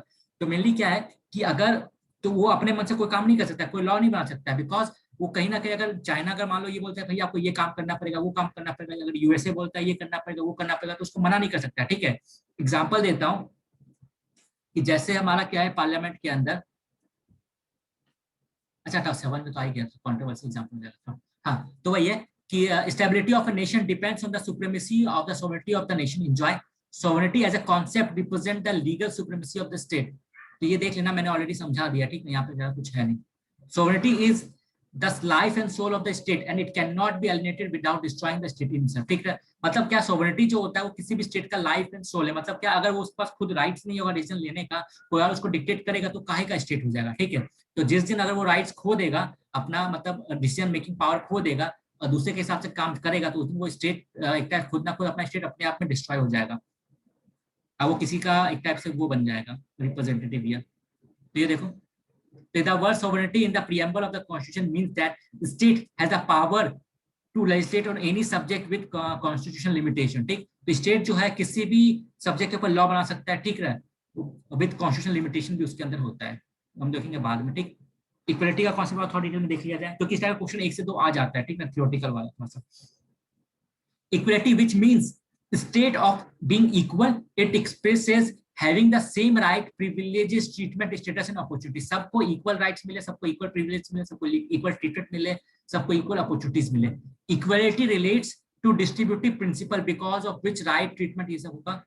अच्छा देखो ये चीज आपका जो कॉन्सेप्ट आपने क्वेश्चन पूछा था ना रिजर्वेशन वाला, देखो fairness does not mean all to be treated equally in all circumstances. मतलब ऐसा नहीं कि सबको आप इक्वल ट्रीटमेंट करो हर time. it means unequal treatment for those who are unequal। जो लोग अनइक्वल है उनको आप अनइक्वल में ट्रीट करो। जो लोग डिसेबल है, ठीक है, एग्जांपल मान लिया जाए अगर आपका रेस आप ऑर्गेनाइज करवा रहे हो, अगर आप रेस ऑर्गेनाइज करवा रहे हो तो ऐसा तो नहीं होगा ना कि आप जो इंसान व्हील चेयर पे बैठा हुआ है जिसका एक पाँव नहीं है, ठीक है, उसको आप दोनों पाँव के साथ वाले इधर भगवाओ। ऐसा तो इसको तो आप इक्वलिटी नहीं बोलोगे ना भैया। इक्वल हम लोग इक्वल रेस करवा रहे हैं, सबको इक्वल अपॉर्चुनिटी दे रहे हैं, सब लोग रेस में भागेगा एक ही साथ, मैटर नहीं करता वो लंगड़ा हो या फिर दोनों पाँव हो इसका, ठीक है। इक्वलिटी अगर आप इक्वलिटी ऐसे मान के चलते हो कि इक्वलिटी सबको इक्वल ट्रीटमेंट करो, तो इक्वलिटी का मतलब ये होगा ना कि चाहे लंगड़ा हो चाहे मतलब इंसान कुछ भी हो, ठीक है, तो आप उसको एक ही साथ रेस में भगाओ। तो ये तो इक्वलिटी का मतलब नहीं होगा। इक्वलिटी का मतलब क्या होता है, अनइक्वल लोगों को अनइक्वल ट्रीट करना। मतलब क्या कि भैया जिनका 2 पाँव है उन 2 पाँव वालों का रेस एक साथ करवाना, जो लोग लंगड़ा है उन लोगों का मतलब जिनका 1 पाँव नहीं है, जो लोग डिसेबल है उनका एक साथ रेस करवाना, ठीक, जो लोग देख नहीं सकते उनका एक साथ रेस करवाना, जो लोग बोल नहीं सकते उनका एक रेस करवाना, ठीक है। अब ऐसा तो हो नहीं सकता ना आप एक डिबेट कंपटीशन ऑर्गेनाइज करो और उसमें एक साइड रखो कि जो लोग बोल नहीं सकते हैं और एक साइड रखो जो लोग बोल सकते हैं, ये तो फिर अनइक्वल हो जाएगा ना। इसको आप बोलोगे हम तो इक्वल मौका दे रहे हैं सभी लोगों को अपना बात को एक्सप्रेस करने का, तो ये तो इक्वलिटी नहीं कहलाएगा ना। इक्वलिटी तब कहलाएगा ना जब लोग जो लोग बोल नहीं सकते वो लोग उनके साथ ही मिलके वो डिबेट ऑर्गेनाइज होगा उनके बीच में, जो आप खुद को एक्सप्रेस करें अपने हाथों की इशारा से, जो लोग बोल सकते हैं उनका डिबेट उनके साथ ऑर्गेनाइज करवाए, वो इक्वलिटी होगा। तो मेरा हमारा कॉन्स्टिट्यूशन के अंदर ये है कॉन्सेप्ट इक्वलिटी का कि unequal treatment for those who are unequal. It relates to the principle of justice because it requires fair distributive principle. However, those who are equal should be treated as unequal and the unequal as equal। इसको देख लेना, कोई बात है, जो लोग equal है वो अनइक्वल भी हो सकते हैं ट्रीटमेंट जो भी। हाँ ये देखो इस एग्जाम्पल भी द स्टेट, जैसे एग्जाम्पल मान लीजिए आप इक्वलिटी हमारे कॉन्सेप्ट में आप ये बोलोगे कि भैया टैक्स तो पे करते हैं, 10% टैक्स पे करते हैं रिच लोग, तो ऐसा क्यों हो, पुअर को भी 10% पे करना चाहिए, वरना इक्वलिटी का है हमारे कंट्री के अंदर, तो राइट टू इक्वलिटी का तो वायलेशन हो गया ये चीज, तो ये चीज तो नहीं होगा ना। The state for example should not tax a poor and a rich equally, state कभी भी दोनों को एक साथ, मतलब एक रेट ऑफ इंटरेस्ट में लोगों को टैक्सेस नहीं लेना चाहिए दोनों से, गरीबों और अमीरों से। और it should not have the same policy of entry criteria for public employment for normal and physically challenge person, जो मैंने एग्जांपल दिया, ठीक, ये देख लेना। अब देखो negative inequality associated with the end of privileges, instead of forcing all students to study in government school, government should provide some facilities as provided by private schools so that all of them will get them same opportunity in life। अब देख लेना, और कुछ है नहीं, मैंने already explain कर दिया ये सब चीज। हाँ देखो दो चीज होता है, एक क्या होता है इनइक्वालिटी, नेचुरल इनइक्वालिटी और सोशल इनइक्वालिटी। मतलब क्या, जैसे एग्जांपल मान लेते हैं कोई लोग बोल नहीं सकता, कोई लोग सुन नहीं सकता है, ठीक है, तो वो क्या होगा, नेचुरल इनइक्वालिटी होता है, ठीक। So natural inequalities are those that emerge between people as a result of their different capabilities and talents. These kind of inequalities are different from socially produced inequalities. Socially produced inequalities अलग होता है, जैसे मान लो कोई इंसान poor है, कोई rich है, ये जो अनइक्वलिटी हुआ है वो क्या सोशली प्रोड्यूस्ड इनइक्वलिटी है, ठीक है ना, वो which emerge as a consequences of inequalities of opportunity। क्योंकि उसके जैसे एग्जांपल मान लिया जाए, एक तरफ क्या है कि मान लिया जाए ये, मान लो कि एक तरफ ये रहा मेरा कोई रिच पर्सन है, ठीक, कोई पुअर पर्सन है। अब जैसे लॉकडाउन का बात ले लिया जाए, ठीक, गवर्नमेंट ने तो बोल दिया भैया आप 1 महीने तक घर में पड़े रहो, ठीक है एग्जाम्पल, तो इसके पास भैया पैसे हैं, आराम से ये राशन खरीद के 1 महीने तक घर में रह सकता है, कोई दिक्कत नहीं, लेकिन ये पर्सन तो नहीं रह सकता है क्योंकि ये डेली वेजेस अर्नर है। दूसरा एग्जाम्पल ले लिया जाए, अब ये रिच पर्सन के पास सफिशिएंट कैपिटल, तो क्या होगा, इसका जो नेक्स्ट जनरेशन आएगा उसको अच्छा एजुकेशन मिलेगा, अच्छा न्यूट्रिशन मिलेगा, अच्छा हेल्थ मिलेगा, ठीक है, अच्छा स्किल्स मिलेगा, तो नेचुरल सा बात है ये सब मिलेगा तो वो और इन सब का यूज करके और प्रोग्रेसिव बनेगा, क्लियर है। लेकिन यहाँ पर जो पुअर पर्सन है उसको ना तो अच्छा एजुकेशन मिल पाएगा, ना तो अच्छा न्यूट्रिशन मिल पाएगा, ना तो अच्छा हेल्थ मिल पाएगा, ना तो अच्छा स्किल्स मिल पाएगा, क्लियर। तो इसका मतलब क्या है कि ये जो अनइक्वलिटी प्रोड्यूस हुआ है दोनों के बीच में, ये नेचुरल नहीं है, वो सोसाइटी या गवर्नमेंट पॉलिसी से कारण ये अनइक्वलिटी प्रोड्यूस हुआ है। तो इसी को हम लोग क्या कहते हैं, क्या सोशल इनइक्वलिटी या फिर सोशली प्रोड्यूस इनइक्वलिटी, क्लियर है। Socially produce inequalities which emerge as a consequences of inequality of opportunity, क्योंकि यहाँ पे क्या है, इनइक्वलिटी ऑफ अपॉर्चुनिटी दोनों के पास है, अलग अलग दोनों को अपॉर्चुनिटी एक साथ नहीं मिल रही, एक साथ नहीं मिल रहा है वहां पे, और the exploitation of some group in society by others. Social inequalities are created by society, जैसे मैंने बोला, unequal treatment in society based on caste, colour, gender, caste and type of social inequalities. मतलब क्या कि हमारी सोसाइटी के अंदर जो सोशल इनइक्वलिटीज है वो सोसाइटी ने खुद ही क्रिएट किया है, कैसे, अलग अलग लोगों को अनइक्वल ट्रीट करके, ठीक, आप on the basis of race, colour, gender, caste and type of social inequalities, ठीक है। मतलब क्या, सोसाइटी ने खुद अलग अलग लोगों को अलग टाइप से ट्रीट किया है, इसलिए हमारी सोसाइटी के अंदर सोशल इनइक्वलिटीज है। और सबसे मजा या फिर हिपोक्रेटिक बात क्या होगा कि सोसाइटी के अंदर जो लोग इतने सालों से, ठीक है, खुद लोगों को अनइक्वल ट्रीट कर रहे हैं on the basis of varna system, on the basis of gender, caste, colour, वो लोग आज बात कर रहे हैं कि भैया हमारा इक्वल ट्रीटमेंट सबको मिलना चाहिए, ठीक है। मतलब सालों तक या फिर अपने सोसाइटी के अंदर आपने खुद लोगों को अनइक्वल ट्रीट किया, अब लेकिन आप बात करके अलग जाए, लेकिन जब जिन लोगों को आपने अनइक्वल ट्रीट किया, जब उनको थोड़ा बेनिफिट मिल रहा है तो आप आज बात करें तो भैया सबको इक्वल ट्रीटमेंट मिलना चाहिए, ठीक है। तो कहीं ना कहीं थोड़ा हिपोक्रेटिक भी हो जाता है, खुद आप अपने लाइफ के अंदर, अपने सोसाइटी के अंदर इनइक्वल ट्रीट कर रहे हैं लोगों को, लेकिन दूसरा साइड आप बोल रहे हो कि भैया इक्वलिटी होना चाहिए, इक्वलिटी होना चाहिए, इक्वलिटी होना चाहिए। तो Indian constitution attempts to fill the gap between equal and unequal with the principle of equality, ठीक। तो equal unequal, have and have nots के बीच में जो डिफरेंसेस है उसको हमारा कॉन्स्टिट्यूशन ने फुलफिल करने का कोशिश किया है through the principle of equality. तो इसलिए गवर्नमेंट एक एफर्मेटिव एक्शन पॉलिसी लाया, मतलब क्या कि जो लोग affirmative action policy needed for providing advantage for people of the marginal group, मतलब जो लोग मार्जिनल ग्रुप है जिनके पास नहीं है या फिर जो सोशली और इकोनॉमिकली बैकवर्ड है, उनके लिए कुछ जिनके साथ ट्रेडिशनल डिस्क्रिमिनेशन होते रहा है ना, उनके लिए कुछ बेनिफिट लाया जाए, उनको कुछ स्पेशल ट्रीटमेंट या प्रोफेशनल ट्रीटमेंट दिया जाए, प्रेफरेंस दिया जाए उन लोगों को एजुकेशन के अंदर, एम्प्लॉयमेंट के अंदर, हेल्थ केयर के अंदर, सोशल वेलफेयर के अंदर। क्लियर है? ये है मेरा सोशलिटी का कॉन्सेप्ट। अब समझ में आ गया भैया? अब क्लियर हुआ भैया? भैया क्लियर हो गया? ठीक है। अब देखो लिबर्टी, तो लिबर्टी मैंने ऊपर भी दे दिया, बता दिया क्या। Liberty defined as the freedom of arbitrary restriction, मतलब क्या गवर्नमेंट अपने मनमाने तरीके से आपका रिस्ट्रिक्शन नहीं लगा सकता आपके ऊपर, ठीक है। We have liberty to enjoy the freedom sanction as per law, तो लॉ के अंदर जो जो हमारे पास फ्रीडम है उसको हम एंजॉय कर सकते हैं। Law safeguard the liberty of an individual, तो लॉ जो है, एक ईयर क्वेश्चन आया था क्या कि लॉ और लिबर्टी के बीच में रिलेशन, एक ईयर क्वेश्चन आ चुका है ये वाला, ठीक है। तो क्या होता है कि कौन किसके लिए जरूरी है, तो लॉ बहुत जरूरी है इंसान के लिबर्टी को इंश्योर करने के लिए। अगर लॉ अगर नहीं होगा तो गवर्नमेंट कल को अपने मन से कुछ भी कर सकता है, आपका लिबर्टी का क्या लिमिटेशन होगा वो आपको पता नहीं चलेगा, ठीक है। तो लॉ जरूरी है आपका लिबर्टी को प्रोटेक्ट करने के लिए, उसका आंसर होता है वैसे। The law and the liberty are twin and are connected to each other, दोनों एक दूसरे कनेक्टेड है, एक दूसरे, एक के बिना दूसरा नहीं हो सकता है। Liberty remain an essential element for both men and the state of progress, liberty दोनों के लिए इंपॉर्टेंट, चाहे वो स्टेट हो चाहे ह्यूमंस हो या सिटीजन हो। अब क्या क्या मेरा होता है देखो, एक होता है civil liberty, reflect rule of law, मतलब क्या कि it denotes the enjoyment of our rights with in the limits of law, मतलब लॉ के अंदर आपका जो मन है आप वो एंजॉय कर सकते हो, राइट्स कर सकते हो, ठीक है। फिर पॉलिटिकल लिबर्टी होता है कि आपको जिसको मन है वोट देने का आप वोट दे सकते हो, ठीक है। जिसको इलेक्शन लड़ने का मन है आप लड़ सकते हो, ठीक ना। आपको गवर्नमेंट को क्रिटिसाइज करने के पास हक है, राइट टू पिटीशन का हक है आपके पास, ठीक है, आपका लिबर्टी है। इकोनॉमिक लिबर्टी का मतलब क्या होता है कि आपको जो मन है आप वो काम कर सकते हो, ठीक ना, अपने अर्निंग के लिए। Liberty does not mean the complete absence of law, जो मैंने बताया क्या लिबर्टी का मतलब ये नहीं होता है भैया कोई लॉ एंड ऑर्डर रहेगा नहीं आपके ऊपर, आप इंजॉय कर सकते हो लिबर्टी को लेकिन विद इन द लॉ, ठीक। Liberty exist only in a state in order, liberty वही एग्जिस्ट कर सकता है जहां पे स्टेट ऑर्डर में, जैसे एग्जांपल मान लो इसराइल हो गया, इस सब इसराइल बोल रही है, सीरिया वगैरह हो गया, जहां पे स्टेट का कोई कॉन्सेप्ट ही नहीं है, मतलब टोटल वॉरफेयर में वो चल रहा है, तो वहां का लोग के पास कोई लिबर्टी भी नहीं है, ठीक है, क्योंकि स्टेट वहां पे स्टेबल है ही नहीं। The states makes law and the sovereign state operate through this law, जो भी हटाओ। हाँ, तो इसका मतलब क्या, there exist a close relationship between liberty sovereignty and law, इसका मतलब ये रहा। तो जॉन लॉकी ने ये बोला था हमारा, where there is no law there is no freedom, ठीक। तो जहां पे लॉ नहीं होता है वहां पे कोई फ्रीडम नहीं होता है, कोई लिबर्टी नहीं होता है, ठीक है। तो इस चीज को याद रखने का एक ही क्वेश्चन ऐसा आ गया था, एग्जैक्ट यही पूछा था उन्होंने। तो ये कहाँ से आया, ये क्लास 11 का बुक से उठाया गया चीजें, देखो हवा से नहीं, ये जो नोट्स बनाया हुआ है क्लास 11 का बुक से बनाया हुआ है, इसलिए मैंने बोला क्लास 11 और लक्ष्मीकांत पढ़ना ही पढ़ना है, कुछ भी हो जाए। अब देखते हैं क्या हमारा लिबर्टी, इस कॉन्स्टिट्यूशन के अंदर हमारा लिबर्टी को कैसे कैसे सेफगार्ड किया जाए, उससे क्या क्या है क्या।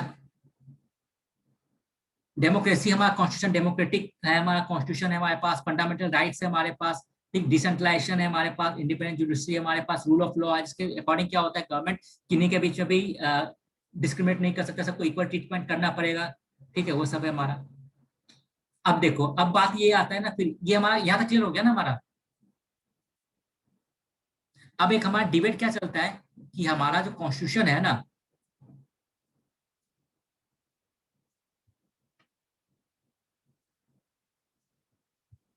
हमारे कॉन्स्टिट्यूशन क्या है, क्या ऐसा है कि हम इंडियन कॉन्स्टिट्यूशन क्या है, फेडरलिज्म है, मतलब क्या कि फेडरलिज्म का मतलब क्या होता है कि जहां पर मोर देन वन, मतलब एक से ज्यादा स्टेजेस ऑफ गवर्नेंस हो, मतलब क्या, जो गवर्नेंस हो रहा है, मतलब देखो जैसे मान लो कि एक टेरिटरी है, ठीक ना, उसी टेरिटरी को रूल करने के लिए एक से ज्यादा लेवल पे गवर्नमेंट होना चाहिए, मतलब समझाते से मान लो इंडिया है मेरा,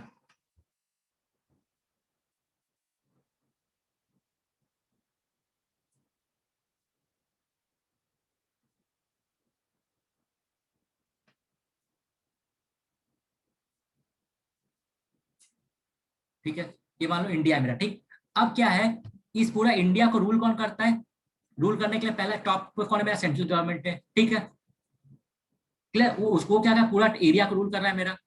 स्टेट गवर्नमेंट, अब स्टेट गवर्नमेंट का कोई अलग एरिया तो नहीं है ना, उसी एरिया को स्टेट गवर्नमेंट भी रूल करता है और सेंट्रल गवर्नमेंट भी रूल करता है, क्लियर। से बिहार हो गया, तो बिहार के एग्जाम्पल बंगाल हो गया, तो क्या है कि यहाँ पे एक स्टेट गवर्नमेंट भी है, उसी एरिया को रूल कर रहा है, और सेंट्रल गवर्नमेंट भी जब इंडिया को रूल कर रहा है तो वो भी इसी एरिया को रूल कर रहा है, ठीक है। कुछ उसका पावर होगा, कुछ उसका पावर होगा, ठीक। उसके अलावा क्या होता है, म्यूनसिपैलिटी हो गया और पंचायती हो गया, ठीक है।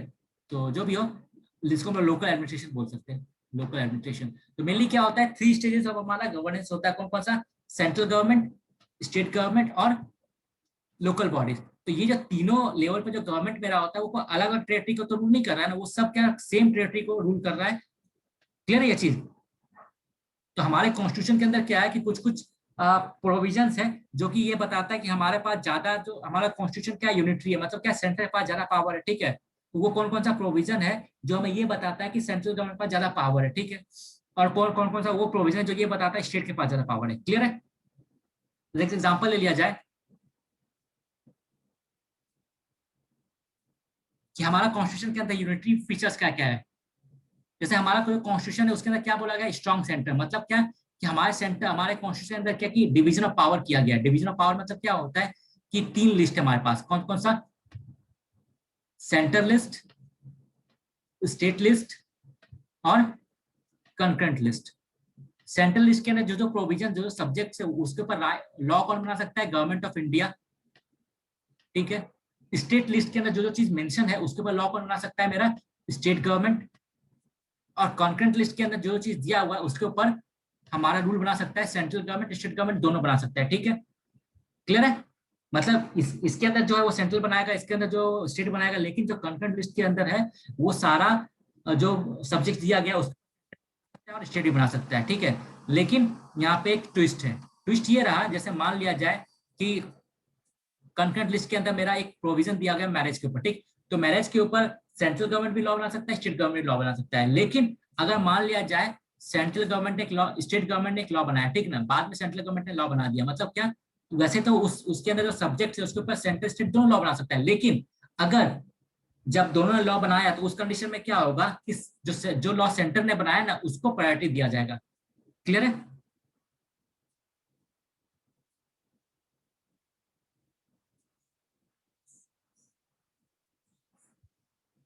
हाँ, उसको जरा वो चीज मिलेगा, ठीक है। ये हमारा यूनिटरी फीचर ऑफ कॉन्स्टिट्यूशन है। कॉन्स्टिट्यूशन, ये क्वेश्चन आ भी चुका है कि what are the unitary feature of Indian constitution, ऐसा का ऑप्शन भी आ चुका है, ठीक है।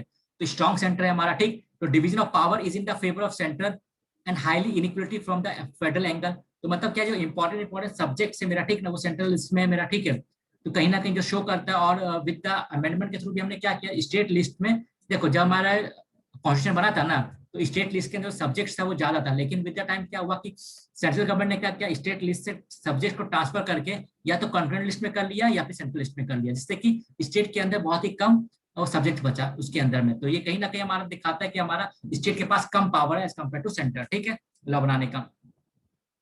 हाँ भैया।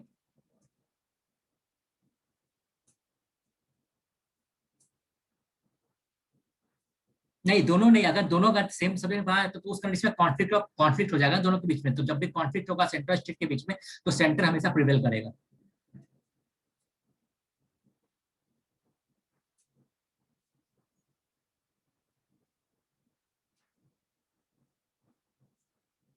हाँ,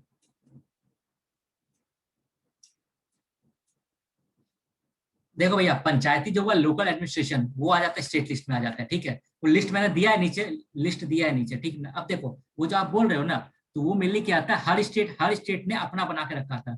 हर स्टेट ने अपना एक पंचायती राज का रूल बना के रखा था, ठीक। लेकिन जब सेंटर ने रूल बनाया तो हर स्टेट को अपने अकॉर्डिंग, उस सेंटर लॉ के अकॉर्डिंग उसको अमेंड करना पड़ा, ठीक ना।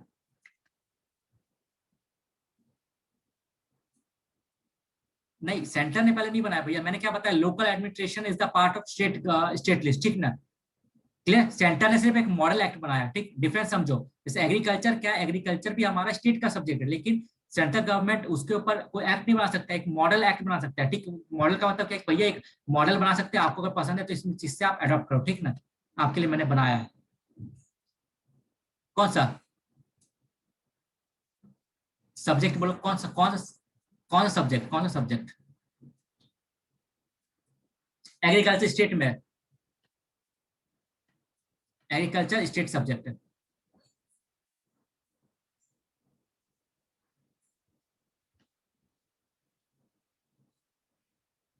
हाँ, किस चीज में?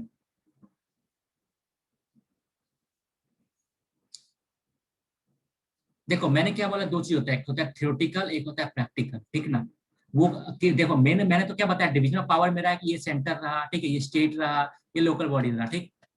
सबका अलग अलग पावर है, अपना अलग पावर है, ठीक है। लेकिन आज के डेट में कौन किसके पास कितना पावर रहेगा वो डिपेंड करता है थ्योरी के ऊपर नहीं, real day of the politics, politics of the day के ऊपर डिपेंड करता है कि अभी जो पॉलिटिकल सिस्टम चल रहा है उसमें क्या पावर है, ठीक है ना।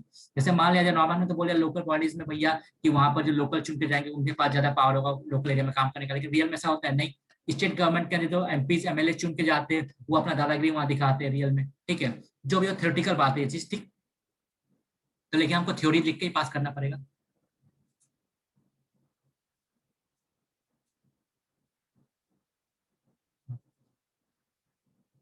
ठीक है। तो division of power is in the favour of the centre, ठीक है ना, highly inequality from the federal angle. Union list contain more subject in the state list, जो मैंने बताया यूनियन लिस्ट के अंदर ज्यादा चीज दिया गया स्टेट के कंपेयर में, ठीक होना जबकि उल्टा चाहिए था रियल में। More important subjects have been included in the union list, ज्यादा जो इंपॉर्टेंट सब्जेक्ट है वो मेरा किसमें है, यूनियन लिस्ट के अंदर में। Centre has overriding authority over the content list, ठीक। तो मतलब क्या मैंने क्या बताया, जो मैंने बताया वो देखो, अगर सेंटर स्टेट दोनों एक ही सब्जेक्ट पे लॉ बना रहा है तो उस सिचुएशन में क्या होता है कि मेरा जो सेंटर जो वो ओवरराइड कर जाएगा, ठीक है, उस सब्जेक्ट के ऊपर। उसके अलावा क्या होता है रेस्ट्रिक्टिव पावर, रेस्ट्रिक्टिव पावर मतलब क्या होता है, जब हमारा लिस्ट बना था उस समय ये तो पता नहीं था ना कि भैया इन फ्यूचर क्या क्या सब्जेक्ट्स मेरा आ सकता है। जैसे एग्जांपल ले लिया जाए कि 1947 के अंदर जब हमारा ये लिस्ट बना था उस समय कुछ सर्विस टैक्स के नाम का तो कुछ था नहीं मेरा, ठीक है, वो बाद में 1990s में जाके ऐड हुआ है मेरा, ठीक। यह कॉन्सेप्ट आया है वर्ल्ड में, इंडिया के अंदर। तो मेनली क्या कि नेचुरल सा बात है कि ये सर्विस टैक्स हमारा किसी भी लिस्ट में इसको जगह नहीं मिलेगा, ठीक है। तो मेनली हमारे कॉन्स्टिट्यूशन में ये लिखा गया है कि भैया ये तीनों लिस्ट के अंदर जो सब्जेक्ट है उसके अलावा भी कोई अगर सब्जेक्ट आता है तो उसको हम लोग क्या कहेंगे रेसिडुअल सब्जेक्ट, मतलब क्या बचा हुआ सब्जेक्ट, ठीक है। तो बचा हुआ जो सब्जेक्ट बचेगा, ठीक है ना, उसके ऊपर रूल्स बनाने का अधिकार सेंट्रल गवर्नमेंट का होगा, ठीक है।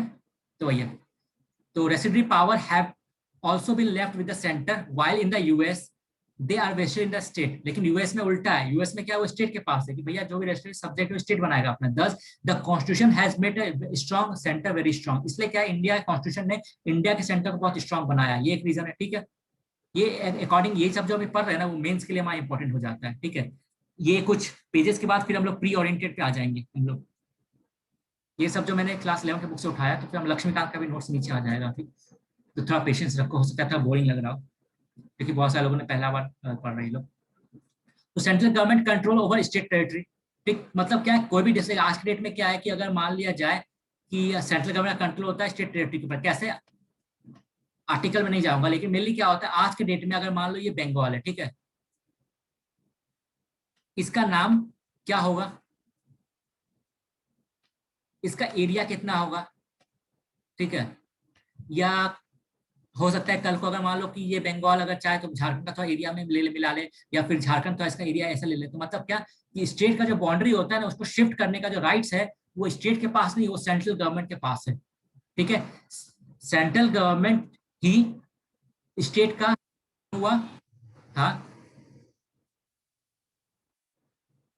जरूरी नहीं है, जरूरी नहीं है, वो खाली वॉलंटरी होता है, वो प्रोविजन हम लोग आगे देख लेंगे, ठीक है। वो क्या होता है उसका प्रोसीजर ये होता है, ठीक है, प्रोसीजर ये होता है प्रेसिडेंट जो होता है वो एक बिल भेजेगा स्टेट असेंबली में, स्टेट असेंबली अपना राय देगा, ठीक ना। उस राय को प्रेसिडेंट का कुछ जरूरी नहीं है पास होना, ठीक है ना, ठीक है।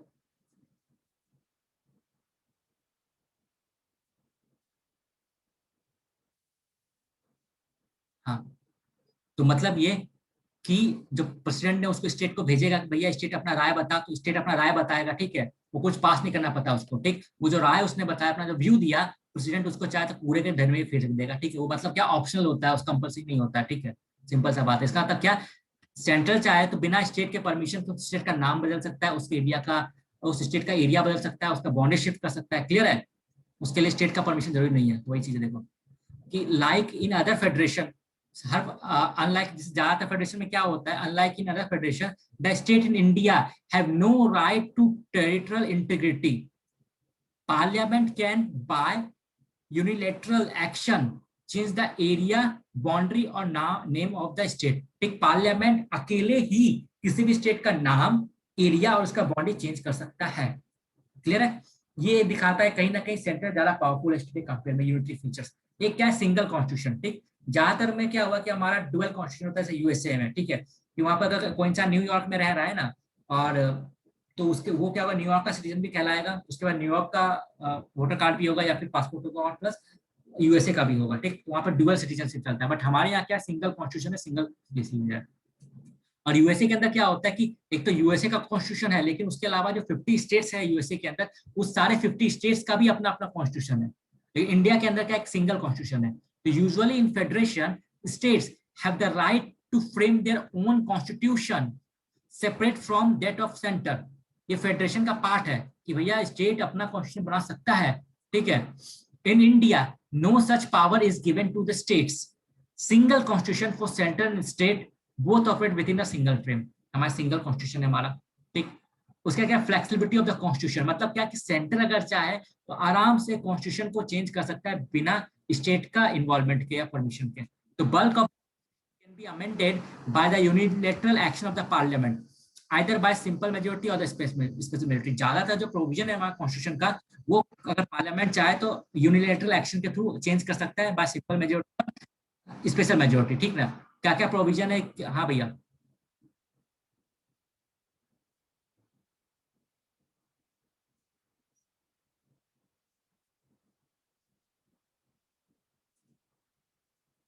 हाँ हाँ, हर स्टेट का अपना अलग अलग कॉन्स्टिट्यूशन है।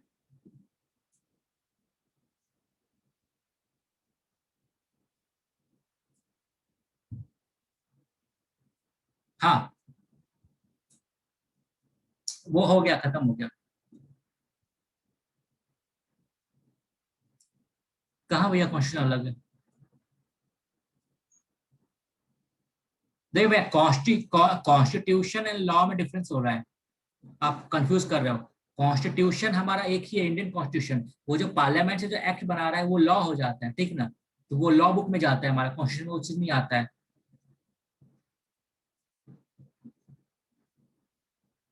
हाँ बता।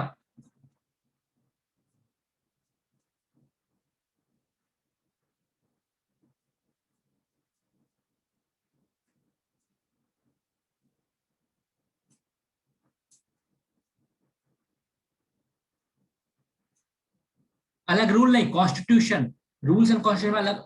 हाँ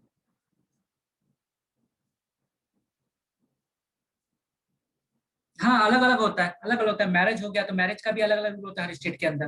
प्रॉपर्टी हो गया तो प्रॉपर्टी का अलग अलग होता है। एडुकेशन हो गया तो एडुकेशन का अलग अलग हो जाता है, हर जगह अंतर करेगा।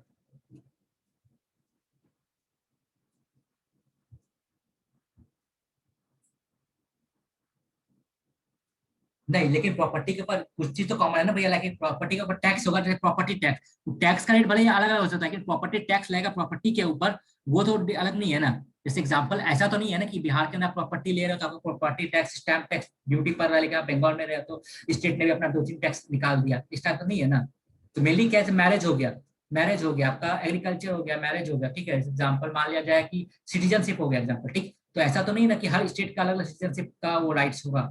एक सिंगल सिटीजनशिप राइट्स है हमारा, जैसे फंडामेंटल राइट्स हो गया। ऐसा तो नहीं ना किसी स्टेट ने अपने सिटीजन को कुछ एक्स्ट्रा राइट्स देकर रखा है कि भैया आप पब्लिक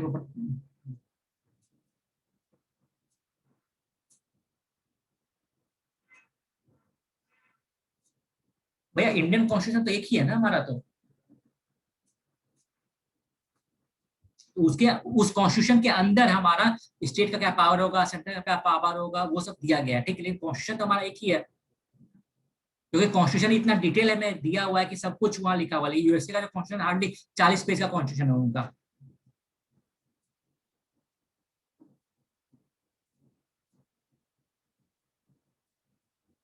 हाँ, कॉन्स्टिट्यूशन वैल्यूज के थ्रू के बनाएगा, लेकिन लॉ बुक अलग होता है, कॉन्स्टिट्यूशन अलग होता है, ठीक है। तो जो भी है फ्लेक्सिबिलिटी है हमारा, ठीक है। ज्यादातर जो हमारा कॉन्स्टिट्यूशन अमेंडमेंट है वो यूनाइटेड कर सकते हैं, ठीक। ये अनइक्वल रिप्रेजेंटेशन ऑफ स्टेट मतलब क्या, यूएसए के अंदर क्या होता है कि मान लो 50 स्टेट है वहां पर।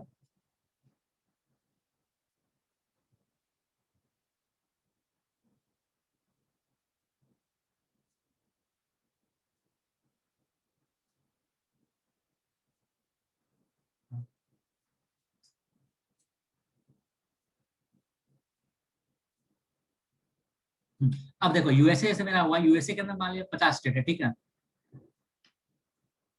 अब क्या होता है कि वहां का जो एक टाइप से जो अपर हाउस होता है ना, वहां पर अपर हाउस में क्या होता है, 50 में से हर स्टेट अपना दो दो मेंबर भेजेगा, ठीक है। तो मतलब क्या, अब देखो यूएसए का मैप देखा हो तो स्टेट का साइज कितना भी वो मैटर नहीं करता है, ठीक है। स्टेट का साइज मैटर नहीं करता है, वो चाहे स्टेट इतनी को हो चाहे इतना बड़ा हो, ठीक है, लेकिन 2 मेंबर सबसे जाएगा, ठीक। लेकिन इंडिया में ऐसा नहीं है। इंडिया में क्या है कि जो बड़ा स्टेट है लाइक उत्तर प्रदेश, वहां से मान लिया जाए कि आपका 80 एमपी या फिर जो राज्यसभा मेंबर है वो चुनते जा रहा है, ठीक है। एग्जाम्पल कितना शायद 16 है ना, वहां से नहीं, 16 नहीं, यूपी से कितने जाते हैं एमपी, सॉरी राज्यसभा में 31, ठीक है। यूपी से 31 जा रहे हैं आपका, ठीक। वहीं अगर दिल्ली से देखा जाए तो दिल्ली से हार्डली 3 लोग जा रहे हैं राज्यसभा में, 3 जाते हैं, ठीक है, दिल्ली से, ठीक है। जो हाँ 3 लोग जा रहे हैं, तो इसका मतलब क्या है कि हमारा इंडिया के अंदर क्या है, अनइक्वल रिप्रेजेंटेशन है ऑफ स्टेट। स्टेट का अनइक्वल रिप्रेजेंटेशन है, like in a federation such as USA state are given with equal representation with regard to upper house, but in India state are not given the equal representation with regard to Rajya Sabha, ठीक। राज्यसभा के अंदर state का equal representation नहीं है, India के अंदर unequal representation है। Emergency, during an emergency, during an हाँ ड्यूरिंग इमरजेंसी, इमरजेंसी के टाइम में क्या होता है, कहीं ना कहीं हमारा हमारा जो पार्लियामेंट है, ठीक है, उसमें ये बताया गया है, सिंपल सा बात है कि कहीं ना कहीं जो पावर है, ठीक है, इमरजेंसी के टाइम में क्या होता है, सेंट्रल गवर्नमेंट बिकम पावरफुल और स्टेट के टोटल कंट्री को कंट्रोल करना स्टार्ट करता है, स्टेट गवर्नमेंट उस समय डिसमिस हो जाता है, ठीक है। It convert the federal structure into unitary one without a formal amendment of the constitution, ठीक। बिना अमेंडमेंट के सब पावर सेंटर पास आ जाता है। इस टाइप में किसी और फेडरेशन में ऐसा देखने को नहीं मिलता है, ठीक। हमारे कंट्री के अंदर सिंगल सिटीजनशिप है, ये देख लेना अपने हिसाब से, ठीक है। सिंगल जुडिशरी है हमारे कंट्री में। यूएसए के अंदर क्या है कि एक कोर्ट हमारा फेडरल कोर्ट होगा, ठीक। उसके बाद क्या होगा, हर स्टेट का भी अपना जुडिशल सिस्टम अलग होगा, लेकिन इंडिया के अंदर ऐसा नहीं है। इंडिया के अंदर क्या है कि हमारा कोई एक ही सिंगल हमारा जुडिशल सिस्टम है, सुप्रीम कोर्ट, हाई कोर्ट, ये कोर्ट, लोअर कोर्ट। उसका क्या था, ऑल इंडिया सर्विसेज हमारा, जैसे एग्जांपल सिविल सर्विस जो आईएएस आईपीएस हो जाके चुन के जाएंगे, उनका ट्रेनिंग करवाता है सेंट्रल गवर्नमेंट, ठीक है। उसके बाद किस स्टेट को देना वो सेंट्रल गवर्नमेंट डिफाइन करता है, ठीक। काम वो लोग करता है स्टेट गवर्नमेंट के अंदर में, ठीक है, लेकिन उसका सब कुछ डिसाइड करता है सेंट्रल गवर्नमेंट। तो कहीं ना कहीं शो करता है कि स्टेट गवर्नमेंट के रहते हुए भी वो लोग कहीं ना कहीं पार्शलिटी काम, मतलब न्यूट्रल होकर काम नहीं कर सकता, बिकॉज उनका प्रमोशन हो गया, ट्रांसफर हो गया, सब कुछ डिपेंड कर रहा है सेंट्रल गवर्नमेंट के ऊपर, ठीक है। गवर्नर का अपॉइंटमेंट होना सेंट्रल गवर्नमेंट अपने मन से कर सकता है, ठीक। वो चीज हो गया। फिर फेडरल फीचर्स क्या क्या है कॉन्स्टिट्यूशन का, जैसे डुअल गवर्नमेंट है, मतलब क्या कि एक सेंट्रल गवर्नमेंट होगा, स्टेट गवर्नमेंट होगा, ठीक, जो कि दिखाता है हमारा फेडरेशन है इंडिया के अंदर। रिटन कॉन्स्टिट्यूशन जो दिखाता है फेडरेशन है, मतलब क्या रिटन कॉन्स्टिट्यूशन में क्या होता है, पावर, अगर किसी का पावर अगर लिखा हुआ है तो वहां पे क्या होता है कि पावर सबको पता है, तो इंटरफेयर नहीं कर सकता है कोई, चाहे सेंटर हो चाहे स्टेट हो, ठीक है। तो जो इसलिए क्या होता है, रिटन कॉन्स्टिट्यूशन जो होता है वो फेडरल फीचर कहलाता है मेरा। डिवीजन ऑफ पावर, ये भी फेडरल फीचर है कि भाई ये काम तुम्हारा होगा, ये काम मेरा होगा। सुप्रीमेसी ऑफ द कॉन्स्टिट्यूशन की, सुप्रीम कॉन्स्टिट्यूशन में या सुप्रीम में कभी भी सेंट्रल गवर्नमेंट उसको ओवररूल नहीं कर सकता है। हमारा कॉन्स्टिट्यूशन रिजिड है, मतलब क्या कुछ कुछ प्रोविजन ऐसा है जिसको अमेंड करने के लिए 2/3 मेजोरिटी चाहिए, और कुछ कुछ प्रोविजन ऐसा है जो कि बेसिक स्ट्रक्चर के अंदर आता है, उसको पार्लियामेंट अमेंड नहीं कर सकता, क्लियर। इंडिपेंडेंट जुडिशरी है मेरा, ठीक है, मतलब क्या जुडिशरी जो सेपरेटेड है मेरा एग्जीक्यूटिव और लेजिस्लेचर से, ठीक। उसके बाद बाइकैमरलिज्म, मतलब 2 हाउस है मेरा, ठीक है। इसका ये देखना पार्लियामेंट्री फॉर्म ऑफ गवर्नमेंट, आजकल ज्यादातर जो पार्लियामेंट्री फॉर्म ऑफ गवर्नमेंट उसका क्या फायदा क्या नहीं, ठीक है। तो पार्लियामेंट्री फॉर्म ऑफ गवर्नमेंट क्या क्या फीचर्स होता है, like nominal and real executive. हमारा नॉमिनल एग्जीक्यूटिव कौन, जैसे एग्जांपल कि नॉमिनली कौन, एग्जांपल जैसे प्रेसिडेंट हमारा क्या हो गया, नॉमिनल एग्जीक्यूटिव हो गया, ठीक है। और रियल एग्जीक्यूटिव कौन है, हमारा प्रेसिडेंट, प्राइम मिनिस्टर है, ठीक। रियल में सब डिसीजन कौन लेता है, प्राइम मिनिस्टर, लेकिन नॉमिनली किसका नाम लिखा आता है, प्रेसिडेंट का, ठीक है। प्रेसिडेंट ऑफ इंडिया के नाम पे सब कुछ पास होता है, लेकिन रियल में डिसीजन कौन लेते हैं, प्राइम मिनिस्टर लेते हैं हमारे। तो प्राइम मिनिस्टर या कैबिनेट बोल दिया जाए, ठीक है, वो क्या होता है, हमारा रियल एग्जीक्यूटिव होता है, और नॉमिनल रिप्रेजेंटेटिव हमारे प्रेसिडेंट होते हैं, क्लियर है। मेजोरिटी पार्टी रूल, ठीक। तो पार्लियामेंट्री गवर्नमेंट में क्या होता है कि जो मेजोरिटी पार्टी रहता है, तो ज्यादा नंबर ऑफ वोट्स मिला है वो रूल करता है। कलेक्टिव रिस्पॉन्सिबिलिटी, तो ministers are collectively responsible to parliament, particular Lok Sabha होगा यहाँ पे, ठीक है। अगर ऑप्शन के अंदर पार्लियामेंट और लोकसभा दोनों हो तो उस सिचुएशन में लोकसभा होगा आंसर, ठीक है। और अगर लोकसभा गायब हो तो वहाँ पार्लियामेंट होगा। उसका डबल मेंबरशिप होता है, ठीक। तो जो मिनिस्टर होता है वो लेजिस्लेचर का ही पार्ट होता है और एग्जीक्यूटिव का ही पार्ट होता है मेरा। Leadership of prime minister, prime minister जो होते हैं लीडरशिप लीडर होते हैं हमारे, ये मेरिट है, फीचर्स है हमारा। अब देखते हैं कि मैं पार्लियामेंट्री गवर्नेंस का क्या क्या मेरिट्स होता है। मेरिट्स ये होता है कि हमने क्या देखा है कि यहाँ के अंदर कि पार्लियामेंट्री सिस्टम के अंदर क्या होता है कि मेरा जो लेजिस्लेचर और एग्जीक्यूटिव दोनों एक ही होता है, ठीक है। Legislature is the part of executive, clear.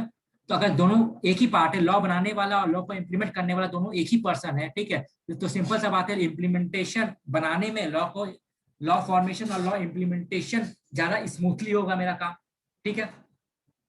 तो हार्मनी बिटवीन मेरिट क्या क्या, harmony between legislation executive, executive is the part of legislation and both the interdependent work. Responsible government होता है क्योंकि लोगों के द्वारा चुन के आना है, तो 5 साल के बाद वो दोबारा लोगों के पास जाएगा, ठीक है। प्रिवेंट ऑटोक्रेसी, ऑटोक्रेसी प्रिवेंट करता है कैसे कि इतना सारा इंस्टीट्यूशन हमारे कंट्री के अंदर बना हुआ है, जैसे इलेक्शन कमीशन हो गया, सीएजी हो गया, ये हो गया, वो हो गया, तो ये क्या क्या काम करता है, अल्टीमेटली गवर्नमेंट पॉलिसीज के ऊपर मॉनिटर करता है, ठीक है। और वो ऑटोक्रेटिक ना हो जाए इसका ध्यान रखता है कि अपने मनमाने तरीके से फैसला ना ले पाए, इसलिए चेक एंड बैलेंस का सिस्टम हमारे कॉन्स्टिट्यूशन ने मतलब एक तरह से बनाया है, जिससे कि जो डिक्टेटर जो बिहेवियर है किसी भी गवर्नमेंट का वो उसको कर्ब किया जा सके। वाइड रिप्रेजेंटेशन होता है, ठीक, हर सेगमेंट के लोगों को, हर ग्रुप ऑफ पीपल के लोगों को, हर कल्चर के लोगों को एक टाइप से रिप्रेजेंटेशन का मौका मिलता है हमारे इस पार्लियामेंट्री सिस्टम के अंदर। इसका डीमेरिट क्या क्या है, अनस्टेबल गवर्नमेंट डीमेरिट है, मतलब क्या कि भैया सब लोग चुन के जा रहे, इलेक्ट होकर जा रहे, लेकिन कल को किसी मिनिस्टर ने अपना सपोर्ट वापस ले लिया तो कभी भी किसी का एक गवर्नमेंट गिर सकता है, तो ये सबसे बड़ा डीमेरिट है इसका, ठीक है। There is no guarantee that a government can survive its tenure, ठीक। A no confidence motion or a political defection or evil of multi-party coalition can make the government unstable, ठीक। No continuity in policies, policies में कोई continuity नहीं होता है, आज 5 साल government आया तो वो ये चीज कर रहा है, कल जो गवर्नमेंट आएगा उसको चेंज कर सकता है उठा के, क्लियर है पूरा का पूरा। डिक्टेटरशिप ऑफ द कैबिनेट, तो कैबिनेट अपने आप में डिक्टेटरशिप जैसा मतलब अप्रोच अडॉप्ट करता है कि कैबिनेट डिसाइड करता है क्या होगा क्या नहीं होगा।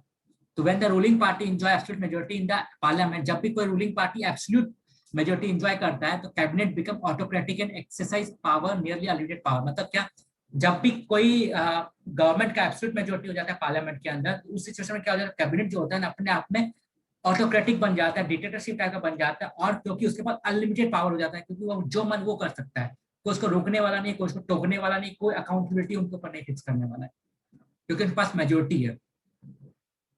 Against separation of power, separation of power के अगेंस्ट में क्यों, क्योंकि लेजिस्लेटिव और एग्जीक्यूटिव अगर मान लो दोनों एक ही पर्सन है, दोनों इनसेपरेबल है, तो कहीं ना कहीं हमारे जो डेमोक्रेसी का मेन है कि दे इंडिपेंडेंस होना चाहिए लेजिस्लेटिव, एग्जीक्यूटिव और जुडिशरी के बीच में, उसको कहीं ना कहीं वॉलिड कर रहा है मेरा।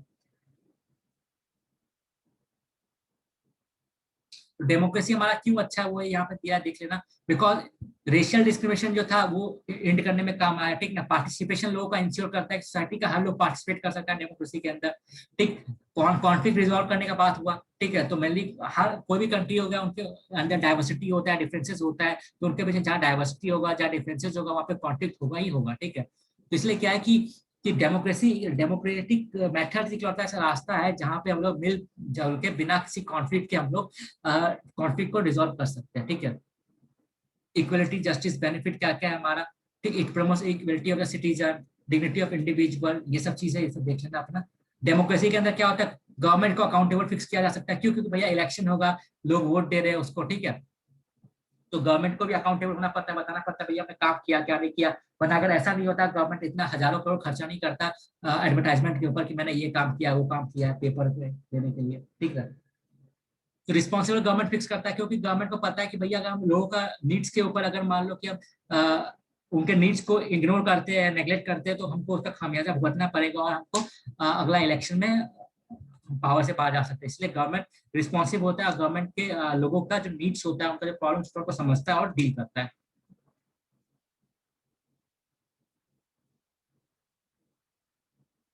हमने ये देख लिया, ठीक है।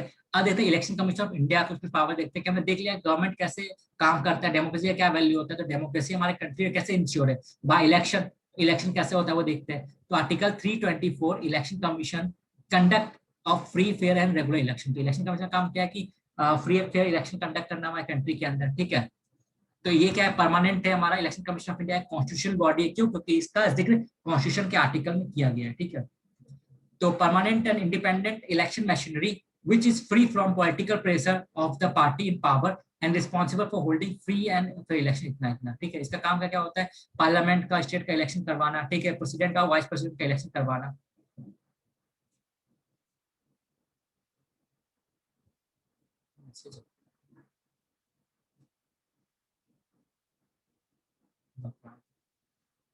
हाँ, स्ट्रक्चर क्या क्या है हमारा इलेक्शन कमीशन ऑफ इंडिया का, ये हमारा कॉन्स्टिट्यूशनल बॉडी है, क्लियर है।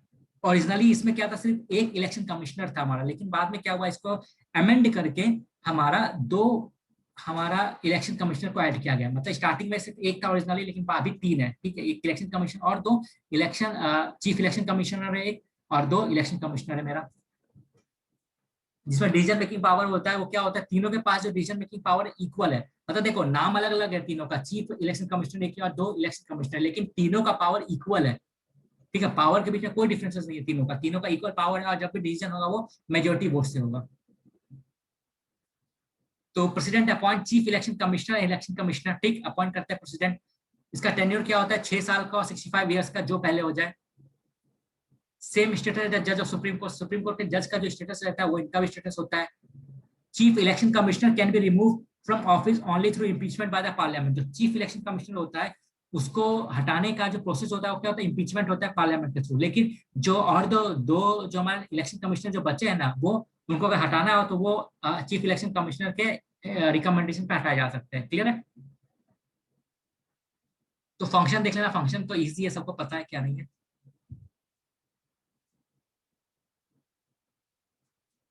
उसको इंपॉर्टेंट बता देता हूँ मैं। जैसे एग्जाम्पल, इलेक्टोरल करना, कंडक्ट करवाना, सुप्रीम करवाना, पॉलिटिकल पार्टीज को सिंबल वगैरह देना, ठीक है। ये सब हो गया। It advises the president or governor regarding all electoral matter, including questions related to disqualification of member, ठीक। ये क्या होता है, उसके बाद डिस्प्यूट्स वगैरह पे सेटल करता है, ठीक है। इसका इंपॉर्टेंट ये चीज क्या है कि देखो,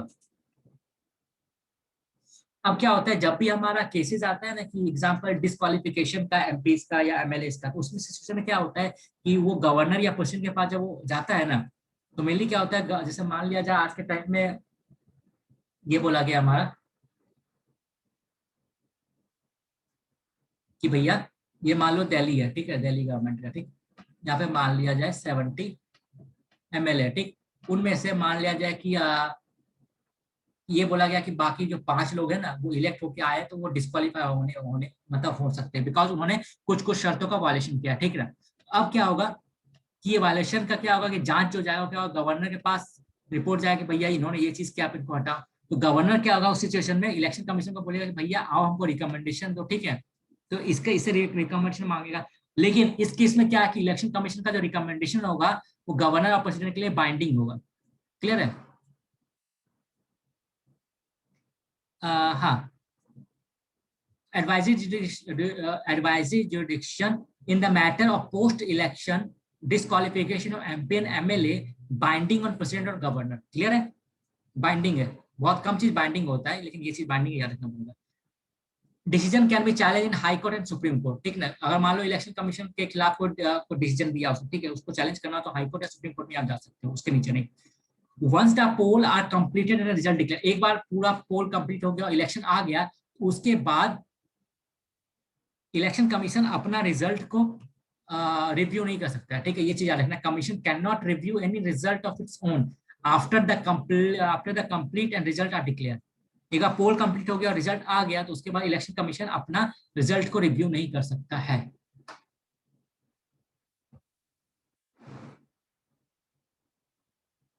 वो कब आता है, वो आता है, मैंने क्या बोला, रिकाउंटिंग का डिमांड ऐसे नहीं आता कि आपने इलेक्शन कमीशन को बोला भैया भैया आप रिकाउंटिंग, जैसे नहीं होता है। वो क्या होता है, रिकाउंटिंग का डिमांड लेके आप पहले हाई कोर्ट में जाते हो या सुप्रीम कोर्ट में जाते हो, सुप्रीम कोर्ट बोलता है तब रिकाउंटिंग, ठीक है। यहाँ पे लिखा है देखो, only can only be reviewed election, मतलब election result can only be reviewed through the process of election petition which can be filed before the high court, ठीक है। क्लियर है। मतलब खुद से वो नहीं कर सकता है जब तक कि उसको कोर्ट से ऑर्डर ना मिले। हाँ भैया, हाँ भैया।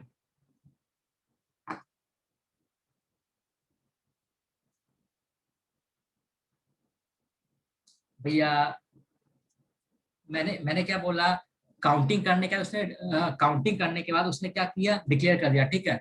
अब रिकाउंटिंग क्या होता है, आप दोबारा बोल रहे हो रिकाउंटिंग करने के लिए, लेकिन एक बार क्या उसने, जैसे एग्जांपल ले लिया जाए, स्कूल का क्या होता है, टीचर ने मार्कशीट कॉपी चेक करके मार्क्स दे दिया, ठीक है। मार्क्स देके वो पब्लिश पब्लिश कर दिया, नहीं पब्लिश कर दिया उसने ऑलरेडी, रिजल्ट सबको थमा दिया, ठीक है। उसके बाद क्या टीचर ये बच्चे को फोन कर बोलेगा, अरे मैंने तुम्हारा कॉपी दोबारा चेक किया, तुम्हारा ये 90 मार्क्स नहीं 92 मार्क्स होगा। टीचर अपने से तो बोलेगा नहीं काम कभी भी, कहीं बोलता है ये चीज।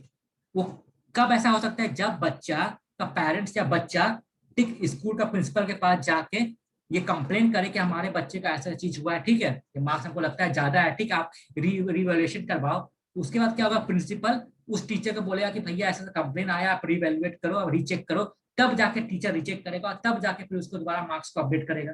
यही होता है ना।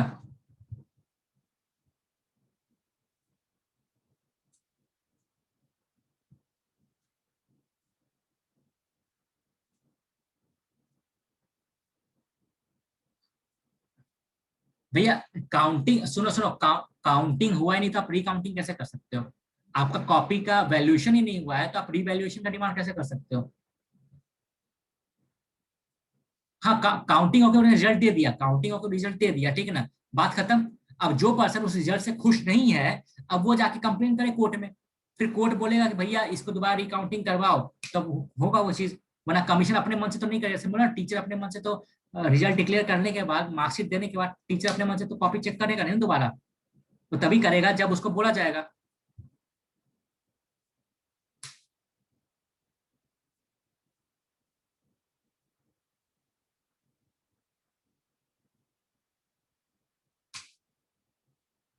तो मामला कोर्ट में अपने अपने मन से वो नहीं कर सकता है। अब क्या,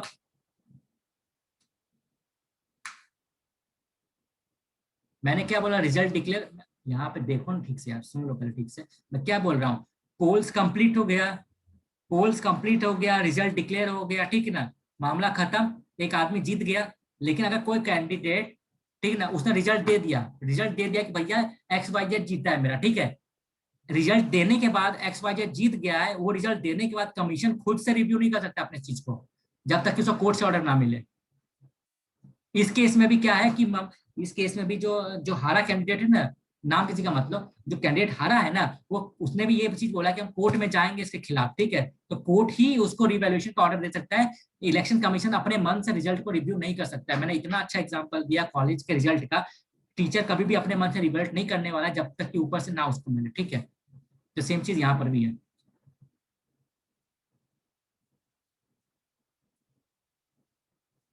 ठीक है, तो इलेक्शन करवाने के लिए क्या है कि इसने टोटल 543 पार्लियामेंट्री में से बना दिया, ठीक ना, कॉन्स्टिट्यूंसी बना दिया, ठीक। अब क्या होता है, कौन सा कॉन्स्टिट्यूंसी के अंदर कितना एरियाज रहेगा वो डिफाइन कैसे होता है, वो डिफाइन मेरा होता है डिलिमिटेशन कमीशन के थ्रू, ठीक। क्या होता है, हर सेंसस के बाद हमारा प्रोविजन है कि हर सेंसस के बाद, ठीक, ये क्या होता है कि हमारा ऐसा मानना चलता है कि एक कॉन्स्टिट्यूंसी जो है वो नहीं भी तो लगभग on an approx same number of people को रिप्रेजेंटेशन करे, ठीक, मतलब सेम नंबर ऑफ पीपल के लिए हमारा मतलब जैसे मान लिया जाए कि यहाँ पर 10 लाख लोग हैं, ठीक है, तो 10 लाख लोग पे अगर हम बोल रहे हैं कि एक रिप्रेजेंटेटिव मेरा होगा, ठीक है, तो हम लोग कोशिश करेंगे क्या कि जितना भी 10 लाख का टेरिटरी है, जैसे ये 10 लाख हो गया, तो हो सकता है इस एरिया में पॉपुलेशन ज्यादा है, इसलिए इतनी टेरिटरी 10 लाख हो जाएगा, तो यहाँ का एक रिप्रेजेंटेटिव होगा। तो कोई एरिया मान लो इतना बड़ा एरिया है, वहाँ पे 10 लाख का पॉपुलेशन है, तो वहाँ उस पूरे एरिया को एक हमारा रिप्रेजेंट करेगा, एक पर्सन, ठीक है। तो मतलब उसका डिसीजन होता है उनका वहाँ का पॉपुलेशन के अकॉर्डिंग, ठीक है। इसलिए सेंसस के बाद हमारा ये प्रोविजन है कि एक बैठेगा, वो डिलिमिटेशन कमीशन एक टाइप से बताएगा कि भैया आपका कॉन्स्टिट्यूंसी को कैसे शिफ्ट करना है या फिर एडजस्ट करना है, ठीक है। तो वो रिपोर्ट देने के बाद वो रिपोर्ट पार्लियामेंट में जाएगा, पार्लियामेंट को स्टेट लेजिस्लेचर को रिपोर्ट जाएगा और उसको जे का त्यों एक्सेप्ट करना पड़ेगा। उस रिपोर्ट में कोई भी छेड़छाड़ नहीं कर सकता, उसको बाइंडिंग है वो रिपोर्ट एक टाइप से। Frequencies are meant to be readjusted after every census to reflect changes in population, for which Parliament by law established an independent delimitation commission made up of Chief Election Commissioner and 2 judges of Supreme Court and High Court. All the order passed by the delimitation commission were made effective by the presidential order. ठीक है। अब election कौन कौन सा होता है हम लोग का, first past the ballot electoral system, मतलब क्या कि अगर जितने लोग हैं उनमें से सबसे ज्यादा वोट जिसको मिला वो जीत गया मेरा। तो राज्यसभा का वोटिंग कैसे होता है, मेरा ओपन बैलेट सिस्टम के थ्रू होता है, ठीक है। इसका मेंबर का क्या होता है, 6 साल का वो रहता है मेंबर, देख लेना कौन कौन वोट दे सकता है ये देख लेना। लोकसभा में क्या होता है, प्रोपोर्शनल रिप्रेजेंटेशन सिंगल ये होता है मेरा। फिर कैसे इलेक्शन करवाता है वो मैकेनिज्म है हमारा इलेक्शन कमीशन का यहाँ पर, ठीक है। ईवीएम का एक कॉन्सेप्ट है यहाँ पर। एक मेरा आता है ना, क्या ईवीएम तो हो गया क्लियर, एक आता है मेरा कौन सा आ गया, ये वाला, हाँ, वोटर पेपल वीवीपैट। वीवीपैट में क्या होता है कि ऐसा मशीन अटैच होता है आपका ईवीएम से, जिसमें कि आप बटन दबाने के बाद आपको दिखाई देगा, एक पर्ची निकलेगा, उसमें रहेगा कैंडिडेट का नाम, कैंडिडेट का सिंबल, ठीक है, printer attach with the EVM, voting इतना क्या होता है, नेम और सिंबल ऑफ द कैंडिडेट रहता है, बस यही रहता है, उसके अलावा कुछ नहीं रहता है। क्लियर है, खाली कैंडिडेट का नाम रहेगा, कैंडिडेट का सिंबल रहेगा, क्लियर है। अब वो आपको मिलता नहीं, वो ऑलरेडी निकले, आप देखोगे फिर वो कचरा के डब्बा में चला जाएगा, किसी को ले जाना नहीं मिलता परमिशन, पता ही होगा इस चीज की।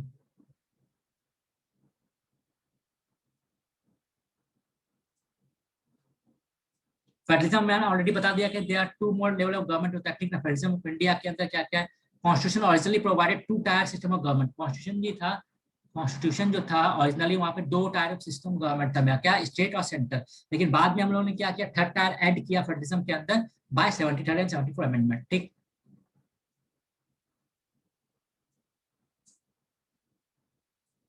ठीक है, तो आज यहाँ तक रहने देते हैं, ठीक है।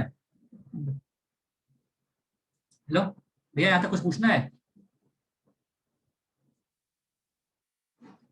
ठीक है, चलो कल 8 बजे मिलते हैं, ठीक है।